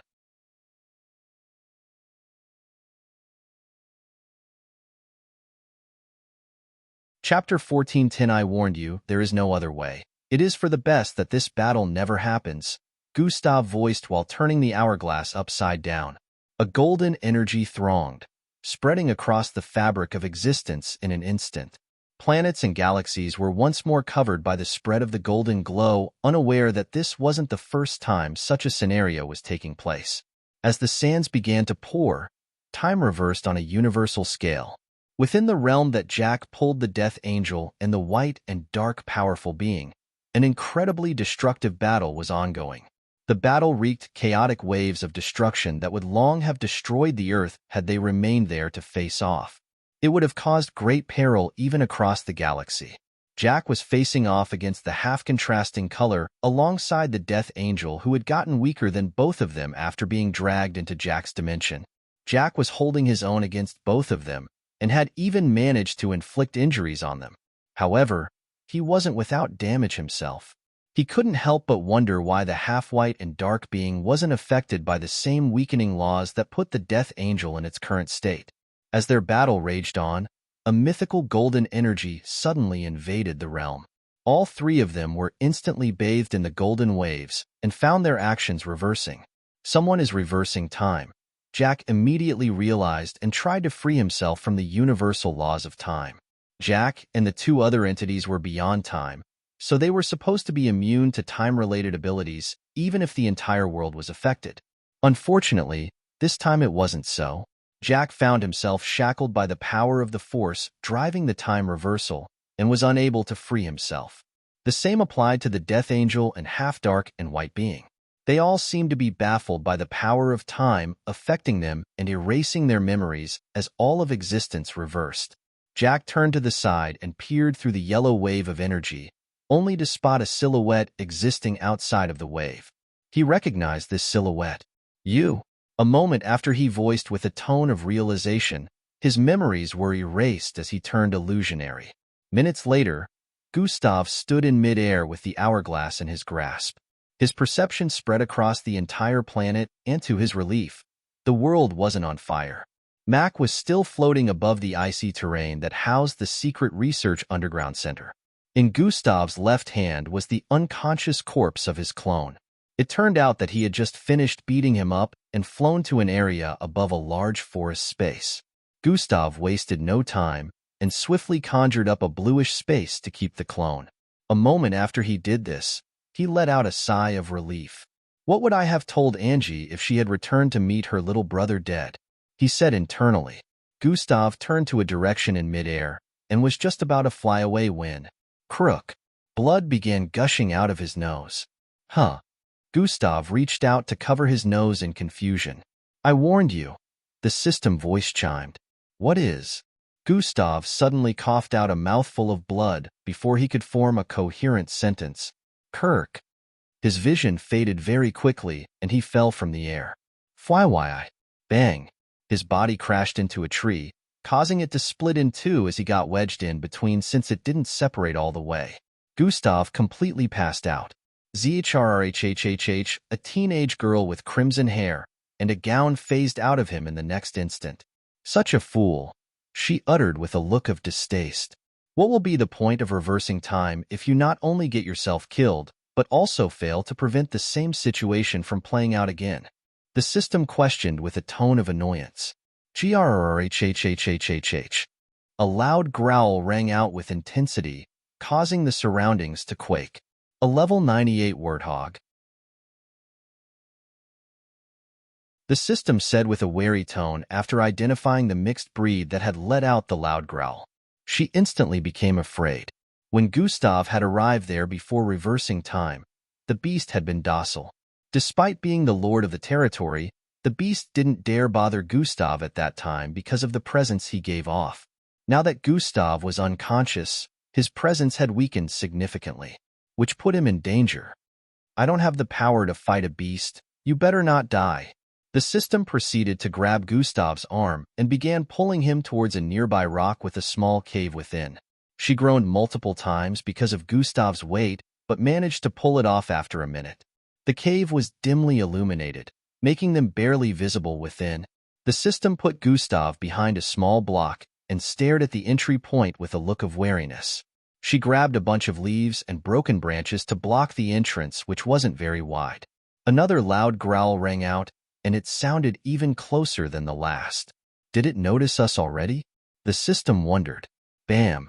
She grew increasingly worried as loud collisions from limbs striking the ground began to cause the cave to vibrate. It was obvious that a large creature was strolling around nearby. Bam!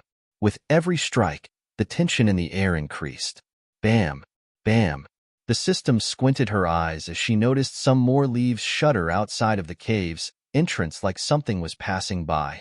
Looks like it knows we are here, she uttered internally as the leaves and branches she placed at the entrance brushed to the side. Why? In the next moment, a being appeared at the entry point. The growls and loud collisions instantly came to a stop. Oh, it's you, the system stated with a slight tone of relief. Do I know you, youngling? A human voice rang out. Youngling? Even the strongest is quite ignorant. The system maintained a look of pride as the person before them, who happened to be Mac, stepped forward. What does it matter? Anyways, if you're here for him, I'd advise you to head back. You need to be prepared for what is coming before it arrives. The system blurted out. What is a little girl doing out here and with that man? What happened to him? Mac questioned after realizing that Gustav was unconscious. You don't have time for this? The system voiced while a red holographic screen shot out of her eyes. Watch this, she said to Mac. Footage of destruction played out, causing Mac's eyes to constrict in confusion. What is this? He questioned with a grave tone. It is what will happen, unless you listen to my instructions and choose not to repeat the same mistake. The system answered like an all-knowing being. What do you mean? Mac inquired with a concerned look. 2 days later, Gustav's eyes flickered open, and he found himself staring at the crystalline ceilings of a room. He instantly recognized this place to be EE's crib. How did I? Gustav suddenly jumped to his feet as he held his face. He couldn't feel blood on his face, and even his clothes were a new pair. SSHHHHSHH, the room door slid to the side and EE walked in alongside Endrick. Welcome back to the land of the living, EE voiced with a smile. Sigh, you overdid it this time, big brother, Endrick stated while softly stroking his hair as they walked in. How long have I been out? Gustav questioned with a tone of urgency.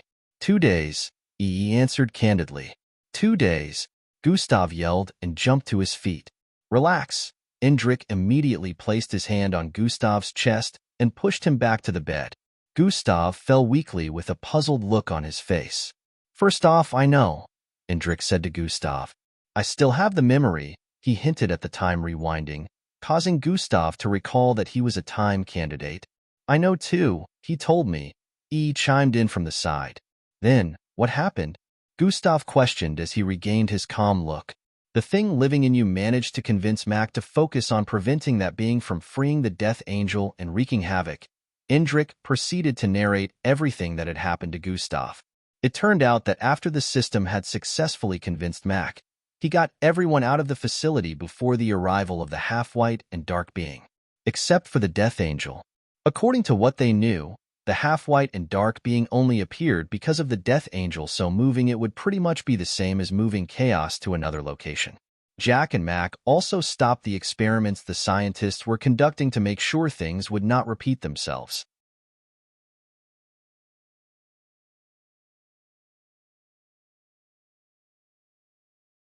Chapter 1411 Unexpected Turn of Events. Jack and Mac stopped the experiments the scientists were conducting just to make sure things would not repeat themselves. However, even after an hour had rolled by, the half-dark and white being did not appear. It didn't show up? Gustav was incredibly shocked at first. No, it has been 2 days and still the same. It never came back, Endrick announced. When you say it never came back, does that mean it knows? Gustav questioned as a wave of eeriness permeated the room. Endrick nodded in affirmation. But that should be impossible. Gustav knew just how powerful the ancient hourglass was. No being, no matter how powerful, could overcome its effects. Impossible in this dimension, yes, but the other one. Immediately after Endrick pointed this out, Gustav's eyes widened in realization. If the being is truly from the other world, then the time there wasn't affected. And if that is the case, then whoever sent it here in the first place must still be aware that they already came here. Gustav pieced things together very quickly. Just what is that being? He questioned out loud. That is what I would like to know as well. In that other reality, the being left Grand Commander Cheyenne without a corpse. Gustav's eyes turned into slits as he spoke. I sensed its presence faintly but could not predict its appearance. The problem is, this being is not supposed to exist, Indrik voiced with a tone of uncertainty.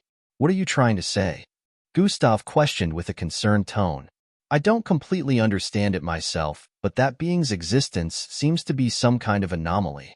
Anyone from the other world is not supposed to be able to use strength on that scale in this world, no matter how powerful they originally were. Indrik replied with a perturbed expression. I did hear that Grand Commander Cheyenne mentioned from his last encounter that the presence of that being seemed unstable. He chimed in, sounding a bit rattled. We need more information.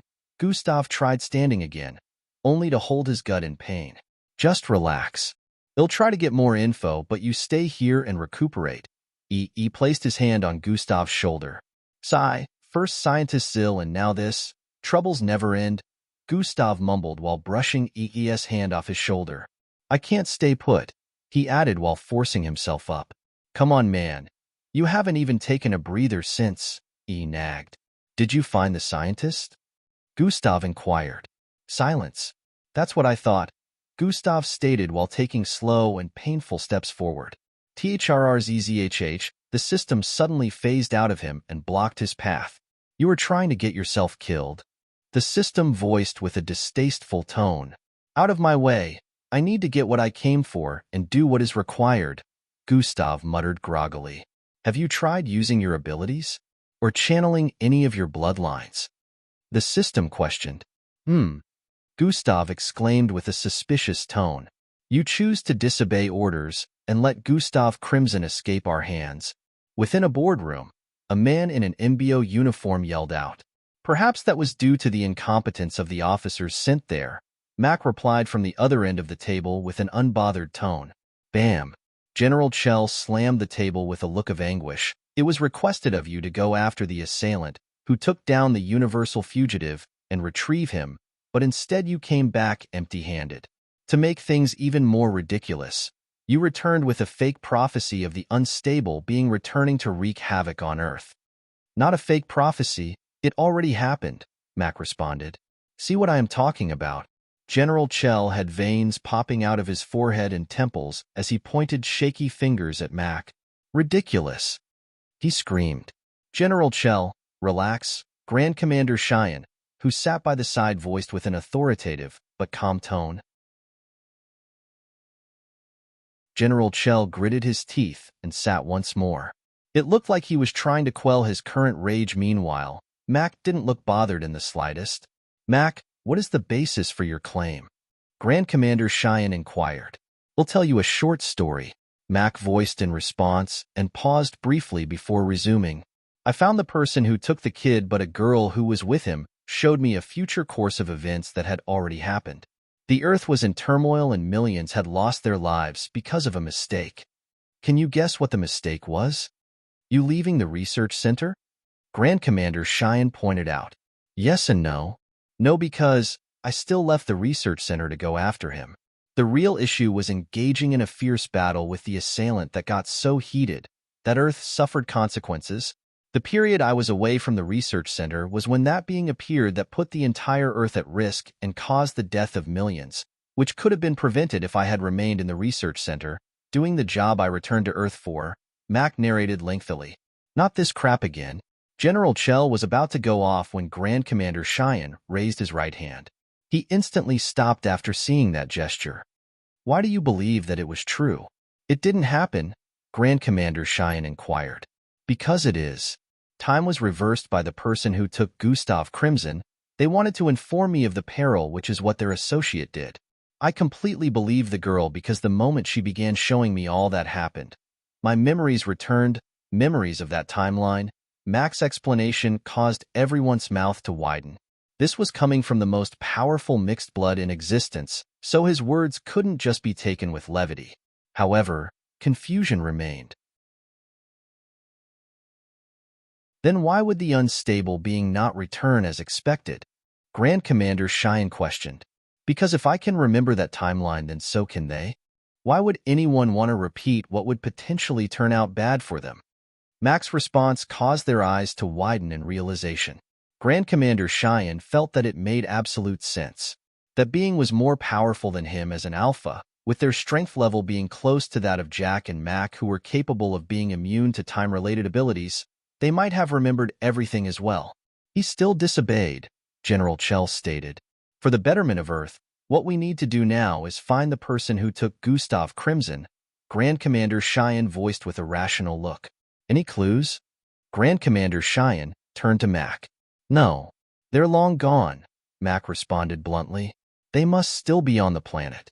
We should pan out more forces to search, one of the commanders in the room suggested. The meeting went on for about 30 minutes more, with every officer present suggesting different tactics to find the assailant or draw them out. After it ended, everyone except Mac and one more officer moved out. The meeting was held in the Icy Research Center because Mac had stated that he would not be leaving the place. Since they couldn't bring him to the MBO Tower in Plankton City for the meeting, they had to bring the meeting to him. For Mac, even a single second was plenty for chaos to ensue, especially with an enemy like the unstable being. So, he didn't want to be any long distance away from the research center. I have a feeling that we are not getting to the bottom of this. Grand Commander Cheyenne had a contemplative look as he voiced out to the commander who remained on his command. What was Gustav Crimson after? Why would he just come out of hiding and wreak havoc on a city that one of his closest friends grew up in? He might be cold, but it seems unlikely that he would do that. Also, we are still unaware of the identity of the being that stopped him. How is that being able to reverse time on such a scale? I believe that if we uncover all of this, we will be able to find Gustav Crimson. Commander Xanatus laid out his concerns, and they aligned with that of the Grand Commander. From what I have heard about the kid's strength, I do not believe he would go down so easily. There must be something amiss, Grand Commander Cheyenne added. I need to know the answer to these questions. Can I leave the investigation to you? He said to Commander Xanatus. As you wish, sir. Commander Xanatus responded with a chest salute and turned around to walk out. GRRHHHH in the passageway. An illusionary figure phased out of the wall and stared in the direction of the officer who was walking away. It proceeded to follow the officer. Within an all-blue space, a figure with multiple glowing strings attached to different parts of his body could be spotted suspended in midair.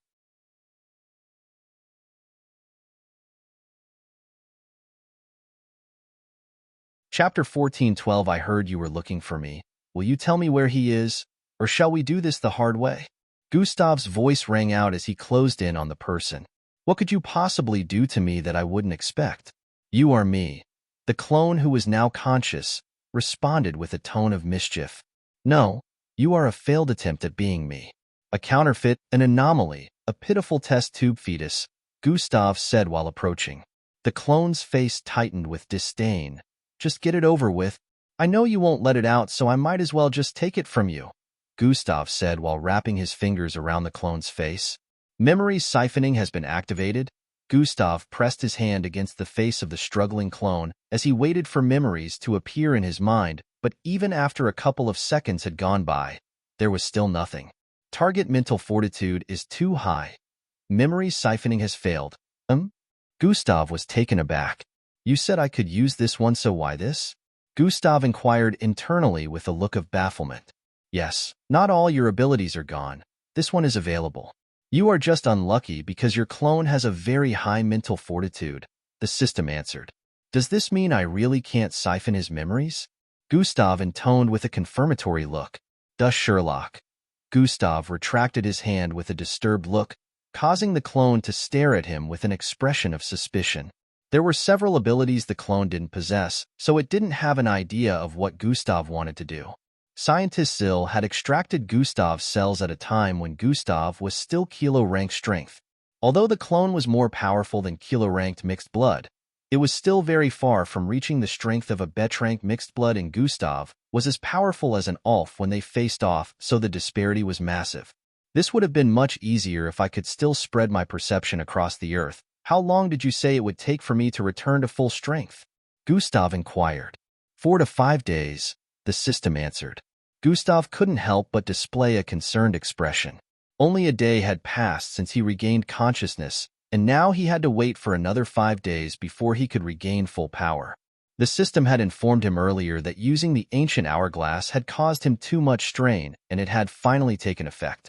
Although it was sudden, the system explained that he had to make sure he didn't use the hourglass for the next 3 months, and when he finally did, he had to make sure a reasonable amount of time would have passed before he made use of it again.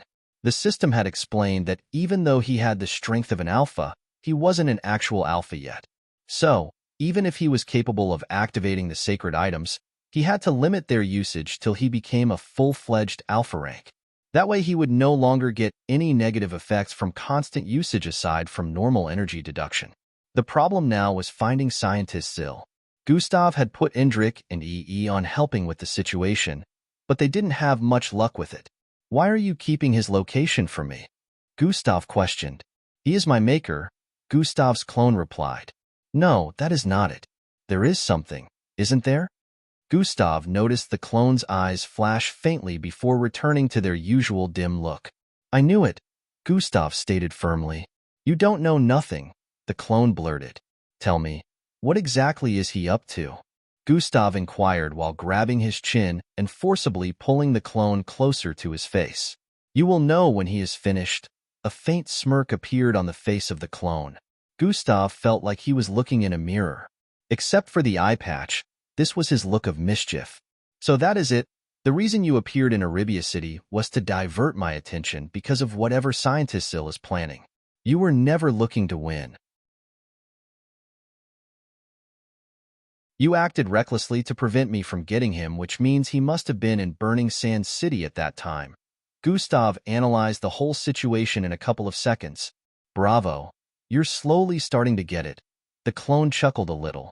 "He isn't in Burning Sand City anymore because he must have finished whatever he was working on," Gustav further pointed out.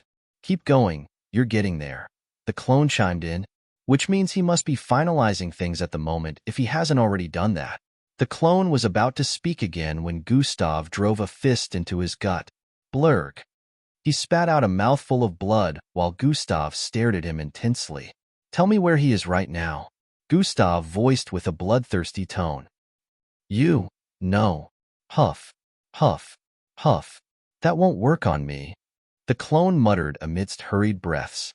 Gustav knew he was right.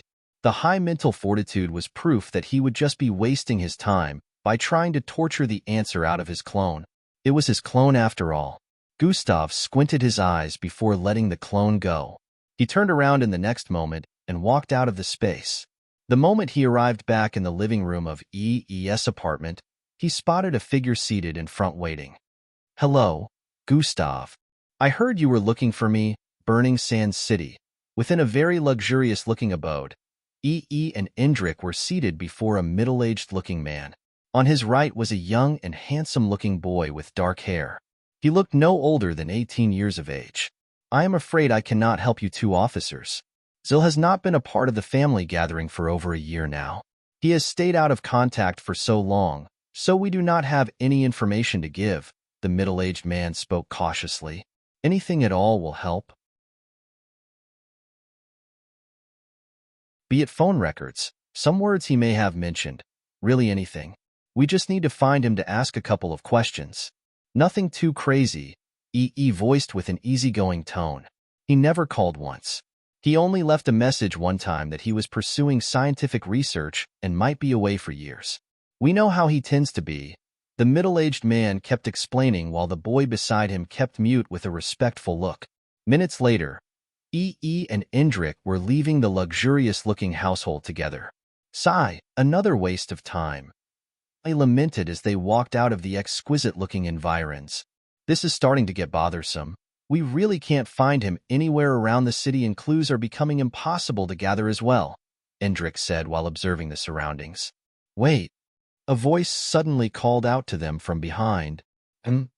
Indrik and EE turned around simultaneously upon hearing the soft masculine voice. The voice had been coming from the 5'11" tall, 18-year-old with the scruffy black hair who was present in the living room with them a couple of minutes ago. "Oh, it's that kid," he voiced upon recognizing him. causing Indrik's face to twitch a little. He was younger than the supposed kid. "What is it?" Indrik asked as he drew closer. "I want to help," the 18-year-old with scruffy black hair voiced upon arriving before them. Sir Gil already told us everything, so." Indrik felt the boy who looked like a butler there couldn't possibly help them. He was dressed in a full black suit outfit and a tie. It looked super expensive, but still made the kid look like a worker there. "Everything he knows. There are a few things I know that nobody else does," he answered with a cryptic tone. And Indrik were immediately interested in what he had to say, even though they still seemed a bit suspicious. He gestured for him to follow them into the hover car waiting outside so they could talk in a secluded environment. "I am Damien, the grandson of the person you're trying to find." He introduced himself to ease their suspicion the moment they arrived at the back of the spacious hover car. "He's not a butler?" Both and Indrik couldn't believe their ears the moment he spoke. Not only wasn't this kid a mere worker in Zill's household, but he was also actually the grandson of the person they had been looking for. And Indrik couldn't hide the surprised looks on their faces. Do rich kids usually look this meek? Who was seated on the opposite side, reached out to receive Damien's handshake after a while. "Nice to meet you, Damien."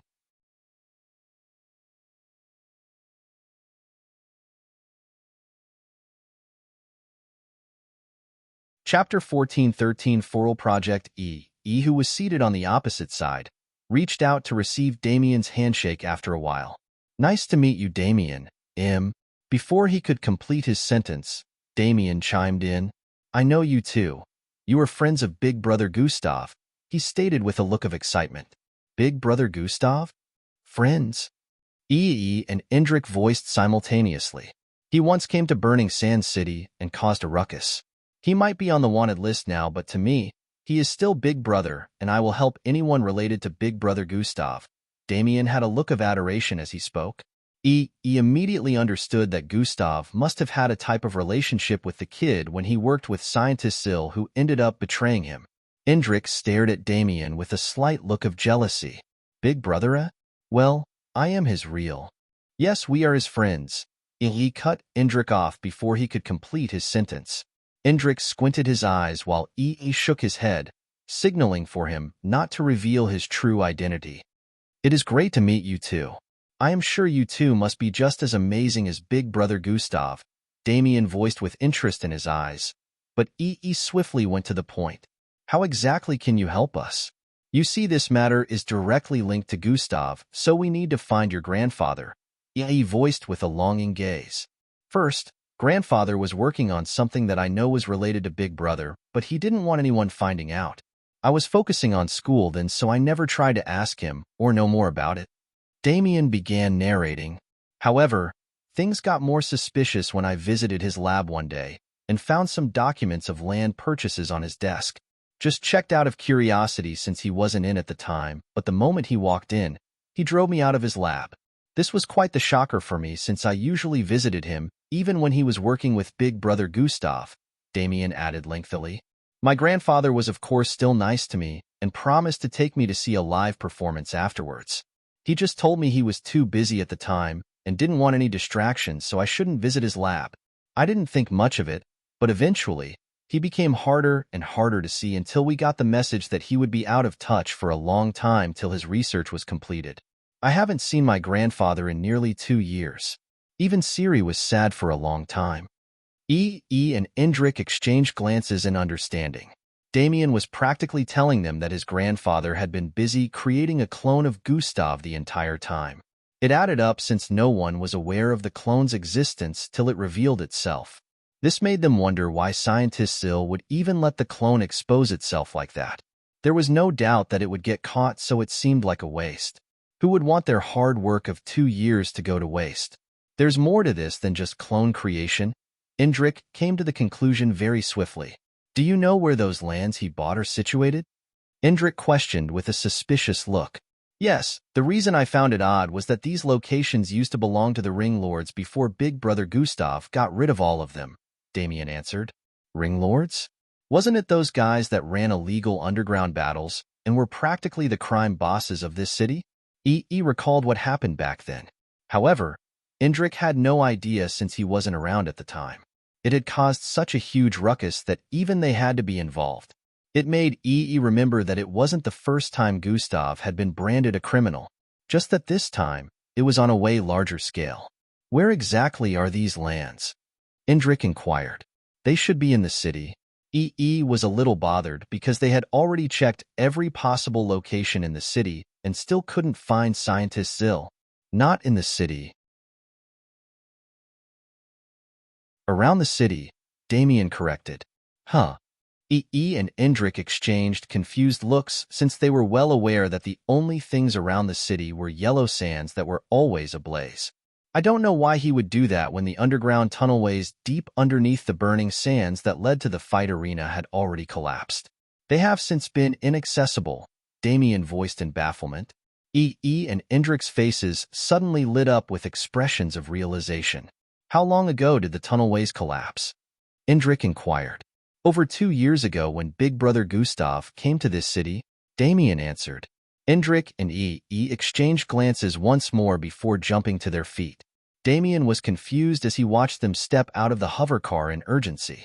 EE made a gesture by crossing his index and middle fingers. Zruro, a violet-colored vortex, suddenly appeared before them. Stay close, Indrik said to Damien as he spread his telekinetic wear. Damien was immediately covered with invisible layers of telekinetic energy as they stepped into the vortex. The view before them transformed the moment they arrived on the other side. Damien jumped upwards as soon as he noticed they were standing on the flaming sand. Indrik caught him in midair and pulled him downwards casually. I said to stay close. Damien landed on the sand and noticed he wasn't burned up. Oh! He raised his right foot and planted it back on the burning sand repeatedly. He seemed quite astonished. How are you doing this? Damien questioned after recalling that one would need to be at least Betrank to pull something like this off. Damien, are you saying the lands he bought are underneath these sands? EE called out to him. Damien swiftly regained his composure and answered, yes, thousands of feet below are ruined tunnelways. E closed his eyes and tried to focus while making a hand gesture.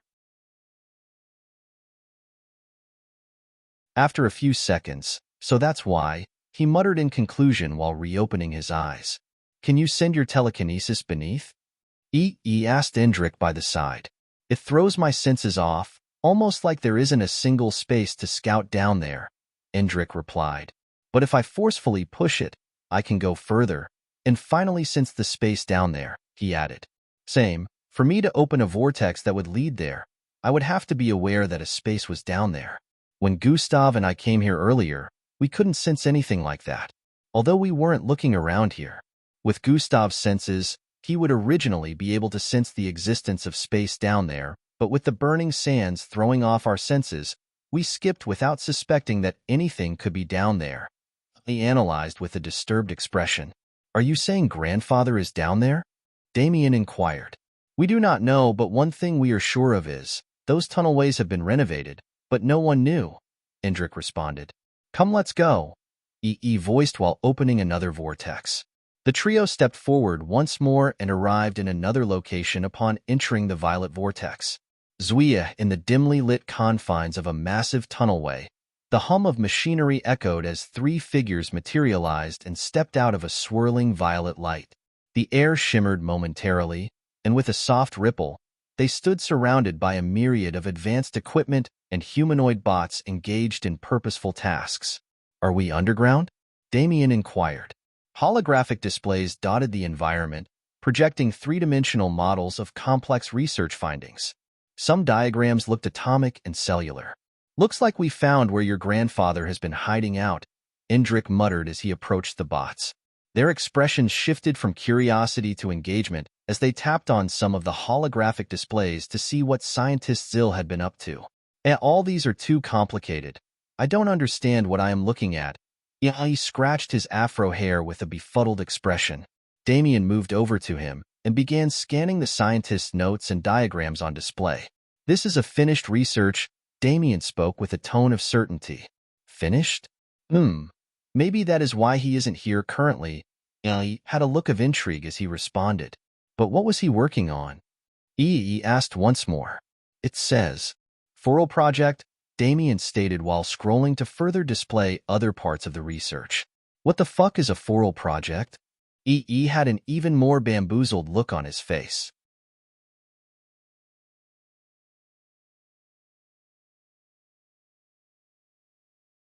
Chapter 1414. The Abduction. The fuck is a Foral Project? E had a more confused look on his face.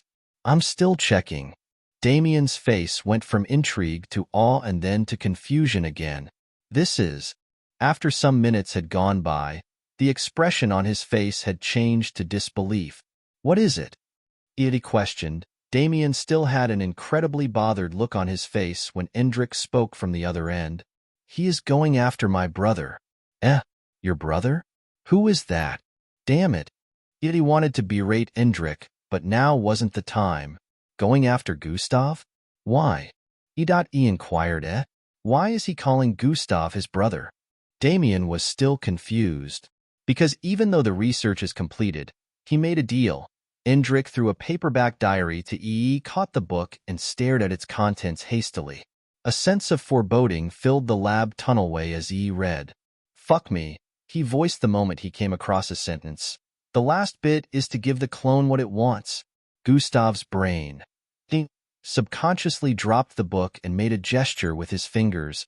We're leaving now, he yelled while opening a vortex. The moment the vortex opened up, they jumped in. The trio instantly arrived at E's apartment and scanned the surroundings. The whole place was in shambles.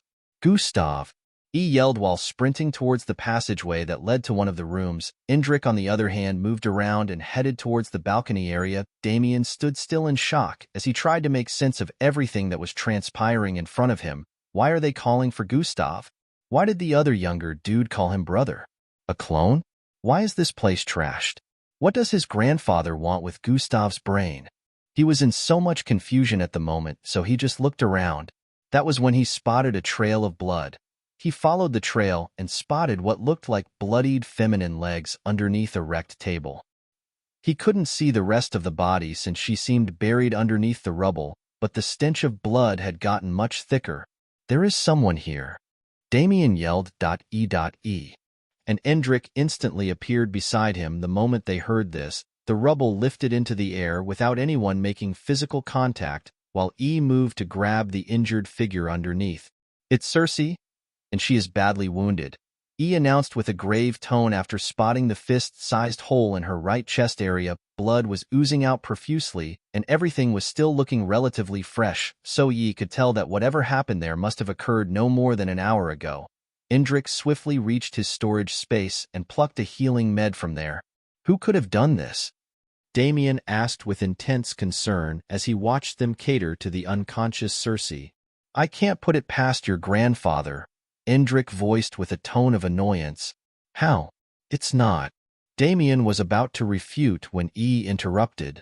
Gustav was here, and now he is not anymore. This girl is someone he cherishes. You can already guess what happened.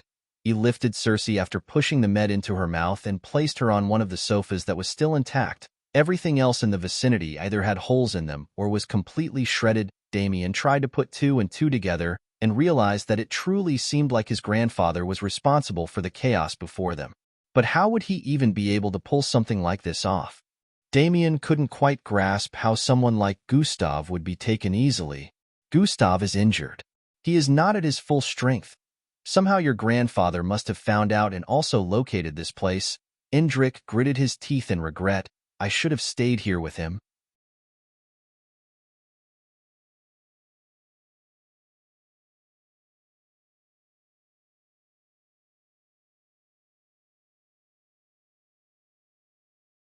Chapter 1415. The Abduction. The fuck is a Foral Project? E had a more confused look on his face.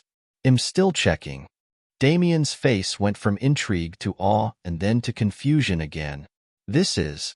After some minutes had gone by, the expression on his face had changed to disbelief. What is it? E questioned. Damien still had an incredibly bothered look on his face when Endrick spoke from the other end. He is going after my brother. Your brother? Who is that? Damn it. E wanted to berate Endrick, but now wasn't the time. Going after Gustav? Why? E inquired. Why is he calling Gustav his brother? Damien was still confused. Because even though the research is completed, he made a deal. Indrik threw a paperback diary to E. He caught the book and stared at its contents hastily. A sense of foreboding filled the lab tunnelway as E read. Fuck me, he voiced the moment he came across a sentence. The last bit is to give the clone what it wants. Gustav's brain. Subconsciously dropped the book and made a gesture with his fingers. We're leaving now, he yelled while opening a vortex. The moment the vortex opened up, they jumped in. The trio instantly arrived at EE's apartment and scanned the surroundings. The whole place was in shambles. Gustav, yelled while sprinting towards the passageway that led to one of the rooms. Indrik, on the other hand, moved around and headed towards the balcony area. Damien stood still in shock as he tried to make sense of everything that was transpiring in front of him. Why are they calling for Gustav? Why did the other younger dude call him brother? A clone? Why is this place trashed? What does his grandfather want with Gustav's brain? He was in so much confusion at the moment, so he just looked around. That was when he spotted a trail of blood. He followed the trail and spotted what looked like bloodied feminine legs underneath a wrecked table.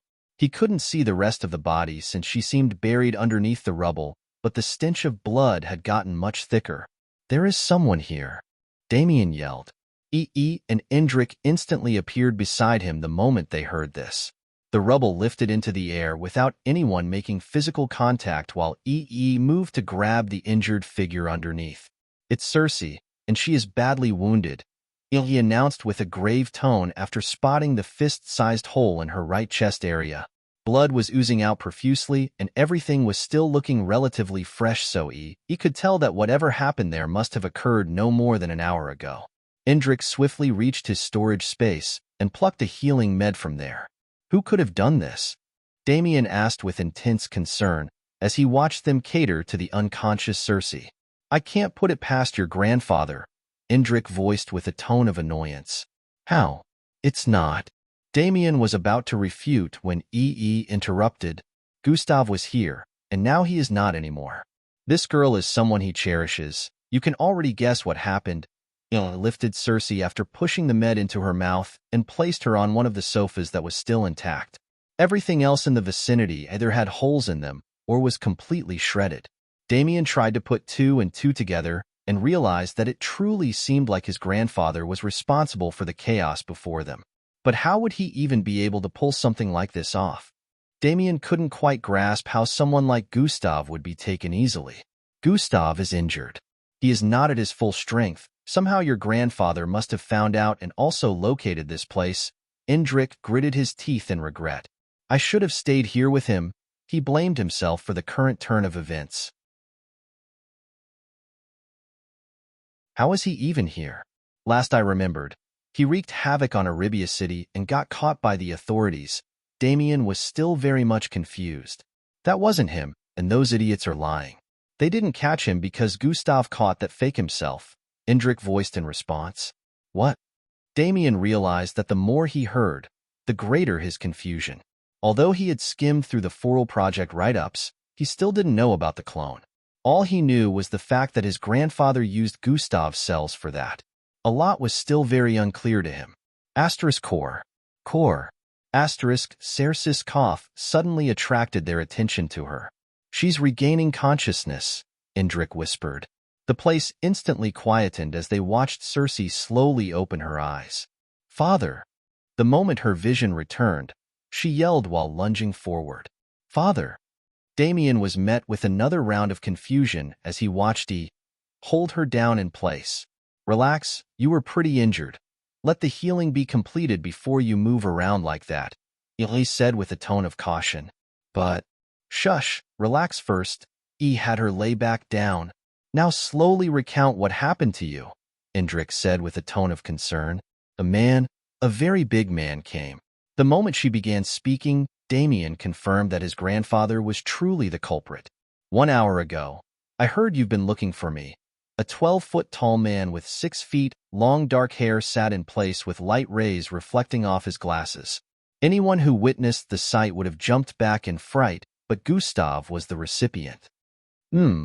Thank you for delivering yourself to my doorstep. Zil, Gustav voiced with an unfazed tone as he stepped forward. Is that a bluff? Because I just so happen to be aware that you're not at full strength right now, Sir Zil responded with a hint of confidence. It matters not. The strength I have would be enough to shatter all the bones in your body and have you regretting replicating my cells for the rest of your days. Gustav's energy began to rise as he arrived before Scientist Zil with a very frosty gaze. Wait. Sir Zil raised his hand rather calmly. Gustav paused while raising a brow. Wouldn't you like to know why I did it? Sir Zil questioned. I don't give a damn. You deceived me. You did the one thing I have always been wary of. All you scientists are the same. Selfish, vicious, ambitious. You never care about anything or anyone so long as you accomplish your goals. Gustav shook his head slightly while speaking. I was wrong to think you were any different. Scientist Zil had a visibly disturbed look upon hearing all of these. I am sorry. I just had to. When you hear why I did it, you will understand. Enough. I am unwilling to listen to the nonsense you have to say. It almost seems like you'll grow even more selfish with age. Gustav reached out and grabbed Scientist Zil by the throat. GHRHH. We ate. He gurgled while holding on to Gustav's arm. WH at ABO. Outdmean helo. Okays you up to you boo. Tihiwa. Don't forgive yo. You F-worditches. I don't care. Gustav stated as his killing intent rose. I am sorry. Sir Zil suddenly stopped struggling. For this, a small purplish circular item appeared in Sir Zil's grasp the moment he let out the words. At first, Gustav thought he was still apologizing for what he did, till he noticed the item. Tap. Before he could react, Sir Zil had tapped the button in the center of the item. ZZHHRHHH, it suddenly emitted a high-pitched wave of light that blasted across the surroundings. HNGH. Gustav suddenly felt an immense headache as he subconsciously let go of Scientist Zil. Bam! In the next seconds, space in the surroundings contrasted and ripped apart. Holes were burrowed into Gustav's spatial storage, and they began to integrate with the real world. While Gustav was holding his head in pain, one of the spatial worlds getting ripped open turned out to be where the clone was kept. The hole continued to grow till it was wide enough for a person to walk through. Then the clone stepped out. The space had fallen apart, and it had gotten freed. Bam, bam, bam, bang. The sound of multiple items colliding with the floor rang out intensely as a lot of things Gustav stored in his spatial storage fell out. Gustav clenched his fist and reduced the sensitivity of his brain to accommodate the high-pitched whirring. The moment he managed to regain a bit of clarity, he spotted the clone standing right before him. Bam! Two palms slammed into his face from the left and right at the same time. Blood gushed out of Gustav's eyes, nose, and ears as visibility became another issue. I got fooled again. Gustav yelled internally as he staggered backward. His vision had been completely blinded by blood at that moment, but he could sense a fist hurling at his chest. Thwhy.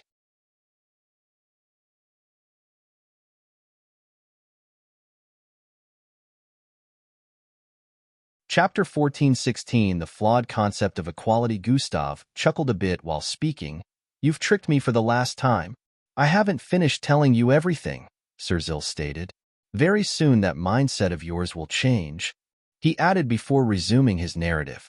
According to Sir Zil, he dedicated close to 3 years of his life to regrowing a replica of Gustav that wasn't 100% success.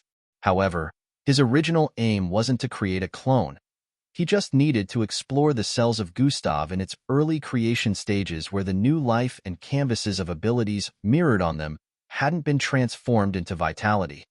The only way for me to do that was by using G2, and through him, I was finally able to extract them in their potency stage. Sir Zil referenced the clone. Do you know that these cells breed abilities that are not bloodline-based? It is the very nexus of creation, he added with a nearly crazed look. Yay?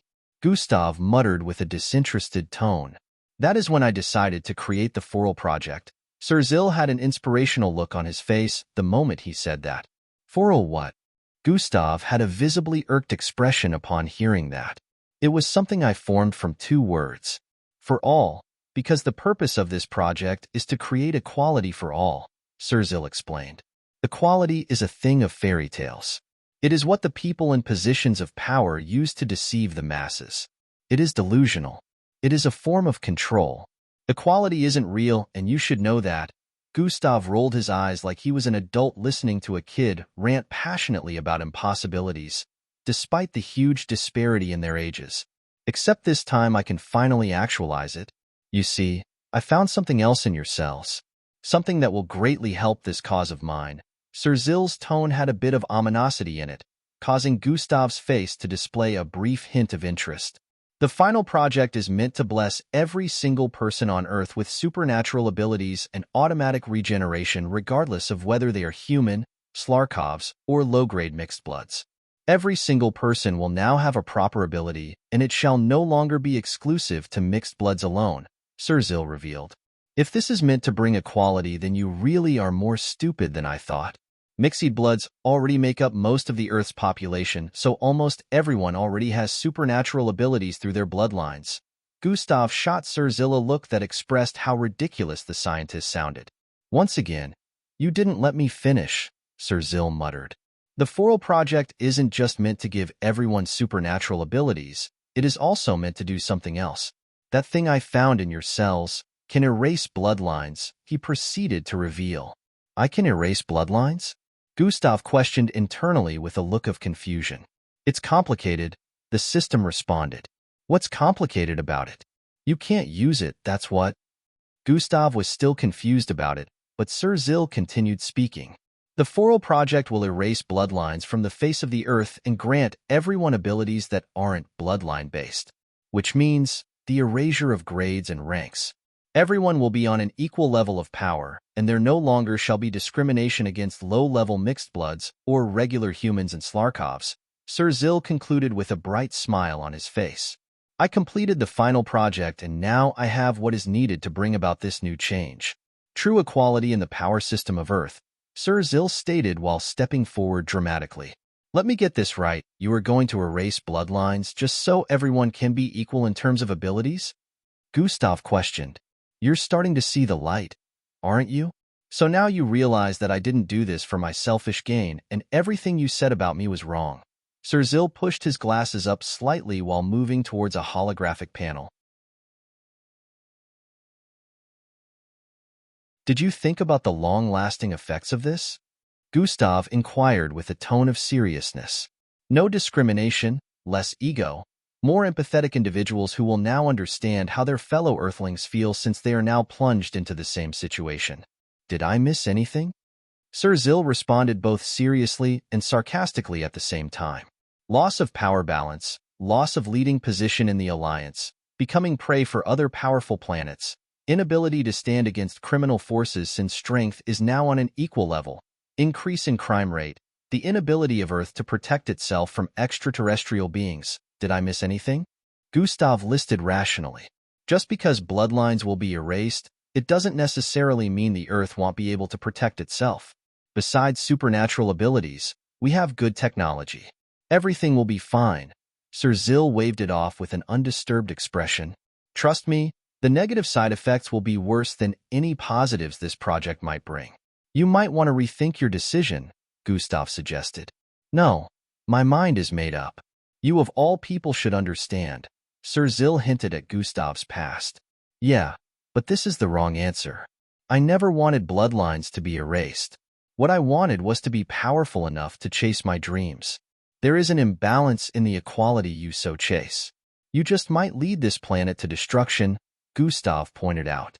The gas is finally ready, Serzil stated while stepping forward.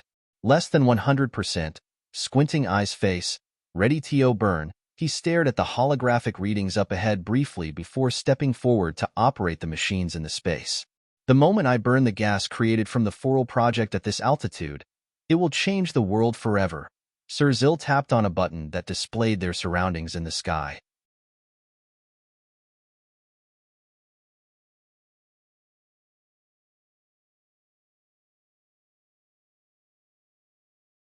Chapter 14:17 Rescuing Gustav.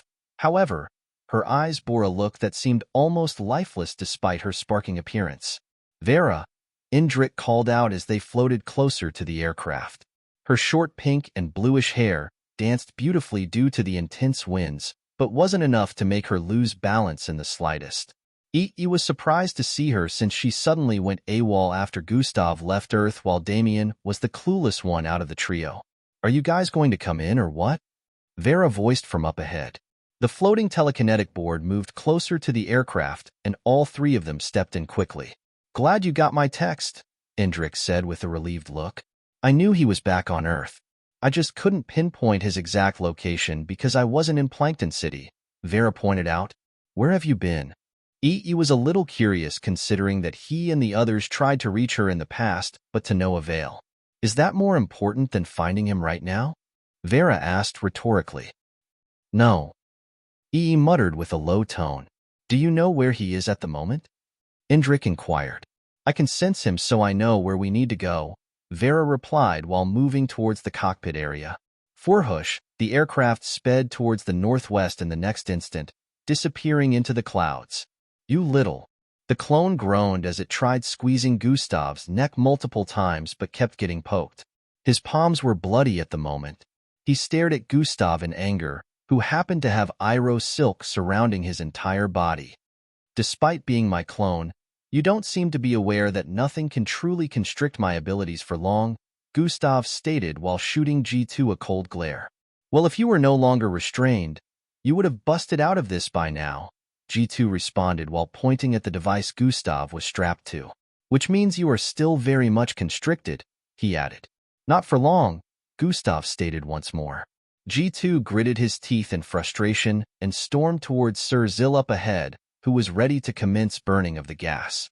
All he needed to do at this moment was tap a button and his goal would become reality.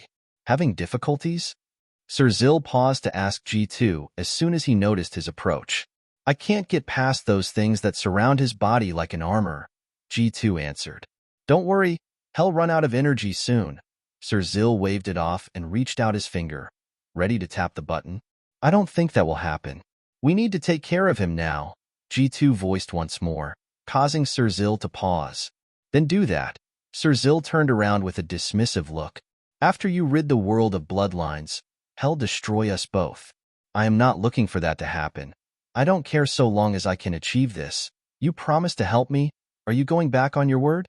A back-and-forth dialogue imbued with disagreements ensued between both of them. "Just let me be done with this first." Sir Zil was already tired of the back-and-forth, so he decided it was time to tap the button.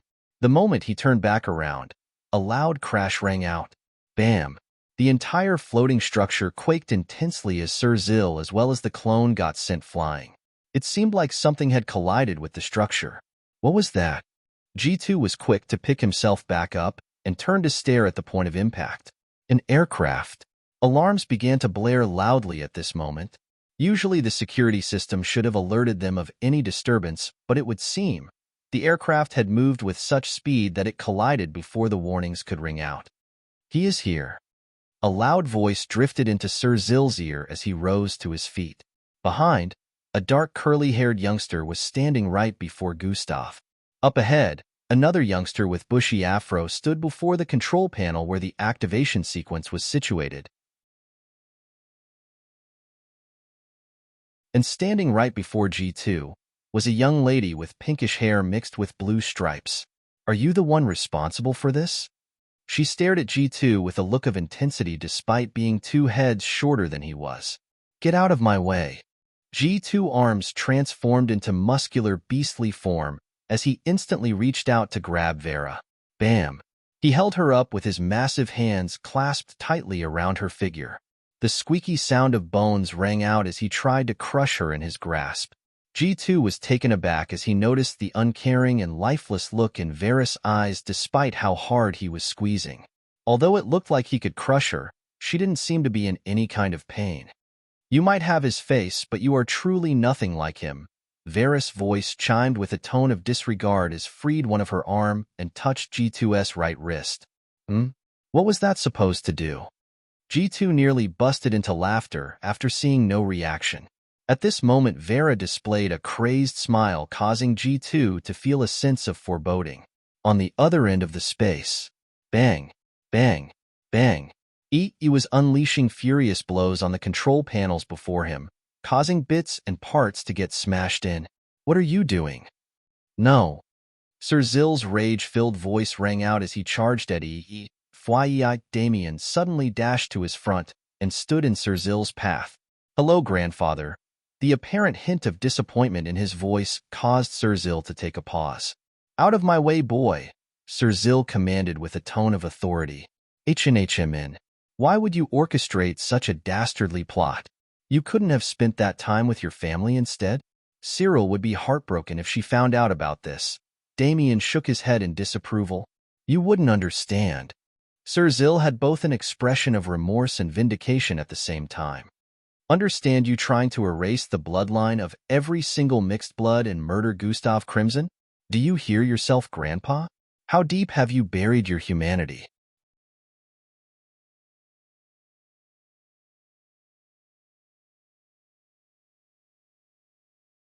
Chapter 14:18 Taken into custody, you fool. What are you doing? Sir Zill yelled with a tone of anguish while trying to pick himself back up. However, before he could, G2 arrived in front of him once more. Bam! G2's swung-out leg crashed into Sir Zill's chest, sending him spiraling across the air while spitting out a mouthful of blood. Bang! Sir Zill slammed into the wall at the other end and broke through it.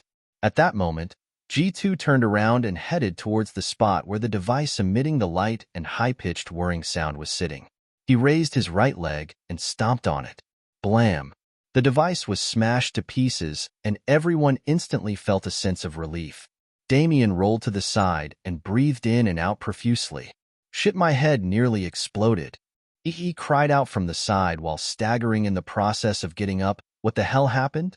I thought he wasn't on our side, Damien voiced in confusion, while pointing at G2, who was currently headed towards Vera. He isn't supposed to be, unless... ES face lit up with an expression of realization upon watching G2 help Vera get up. He is on our side now, Vera chimed in from up ahead while rubbing the chin of the clone. Right, G2? She questioned with a sinister smile. Yes, Mama, G2 responded respectfully. Now go bring him back here. Restrained, Vera instructed. G2 nodded before turning around to head in the direction where he blasted Sir Zill off earlier. How did you do that? He inquired with immense confusion written all over his face. It wasn't what he recalled Vera's ability to be. She has always been able to do that. I told her to keep it a secret from the start. Gustav's voice rang out from the other end. Gus. The three swiftly headed towards him.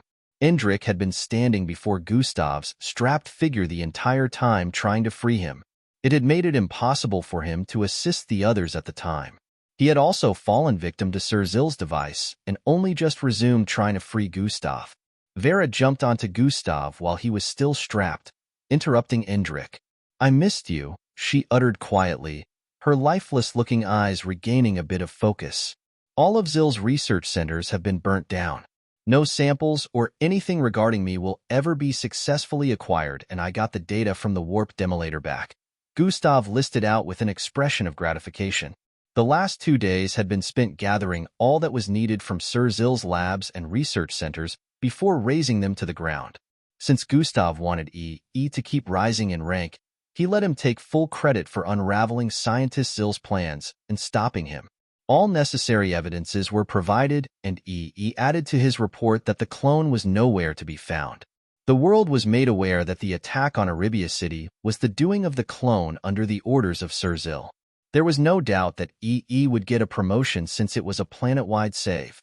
Gustav acquired the data from the warp demolator which Sir Zill had kept well hidden. He discovered that the reason the clone went after the device and took it was because he wanted to become the real Gustav. With what they had in mind, after the real Gustav was dead, some of his body parts would have been added to the clone who would have taken up Gustav's mantle and started living his life. The clone wanted everything that Gustav had, his mission, his abilities, his friends, and pretty much his whole life. Unfortunately, Vera had turned it into a complete mind slave with her abilities, and proceeded to instruct the clone to only listen to Gustav's commands henceforth.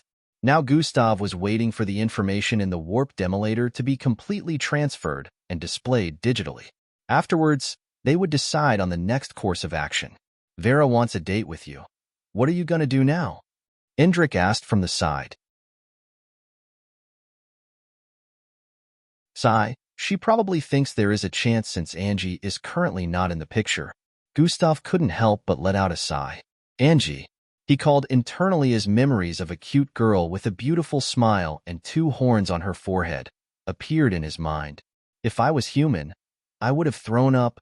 The system's voice suddenly rang in his head. What? Gustav voiced internally. Cringe. Fuck you. Gustav stated internally before getting to his feet. I gave her my word, so I need to keep it. In the meantime, you could assist EE with looking into that gift item. As for the other items, we will collect them after we get the warp demolator information, Gustav instructed. We'll do have fun. You need it, Indrik said to Gustav, who was already walking away. Fun? I don't think I recall what that word is supposed to mean. You will. Just make sure you use protection.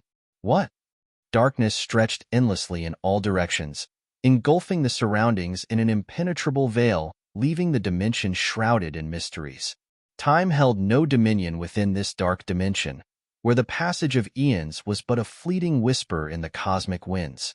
Past, present, and future converged in an eternal moment, suspended in the timeless embrace of the rulers. Spatial limitations held no sway in this dimension as well. It seemed to be in existence and non-existent at the same time. Within this boundless expanse, a being, its face shrouded in dark fog and essence, sheathing the cosmic emptiness with an authority that resonated through the fabric of existence, sat before multiple dark threads that seemed to connect unknown entities. You're tuning in to the Warrior Lore YouTube channel. Don't forget to subscribe and join us on this journey to catch the most captivating stories.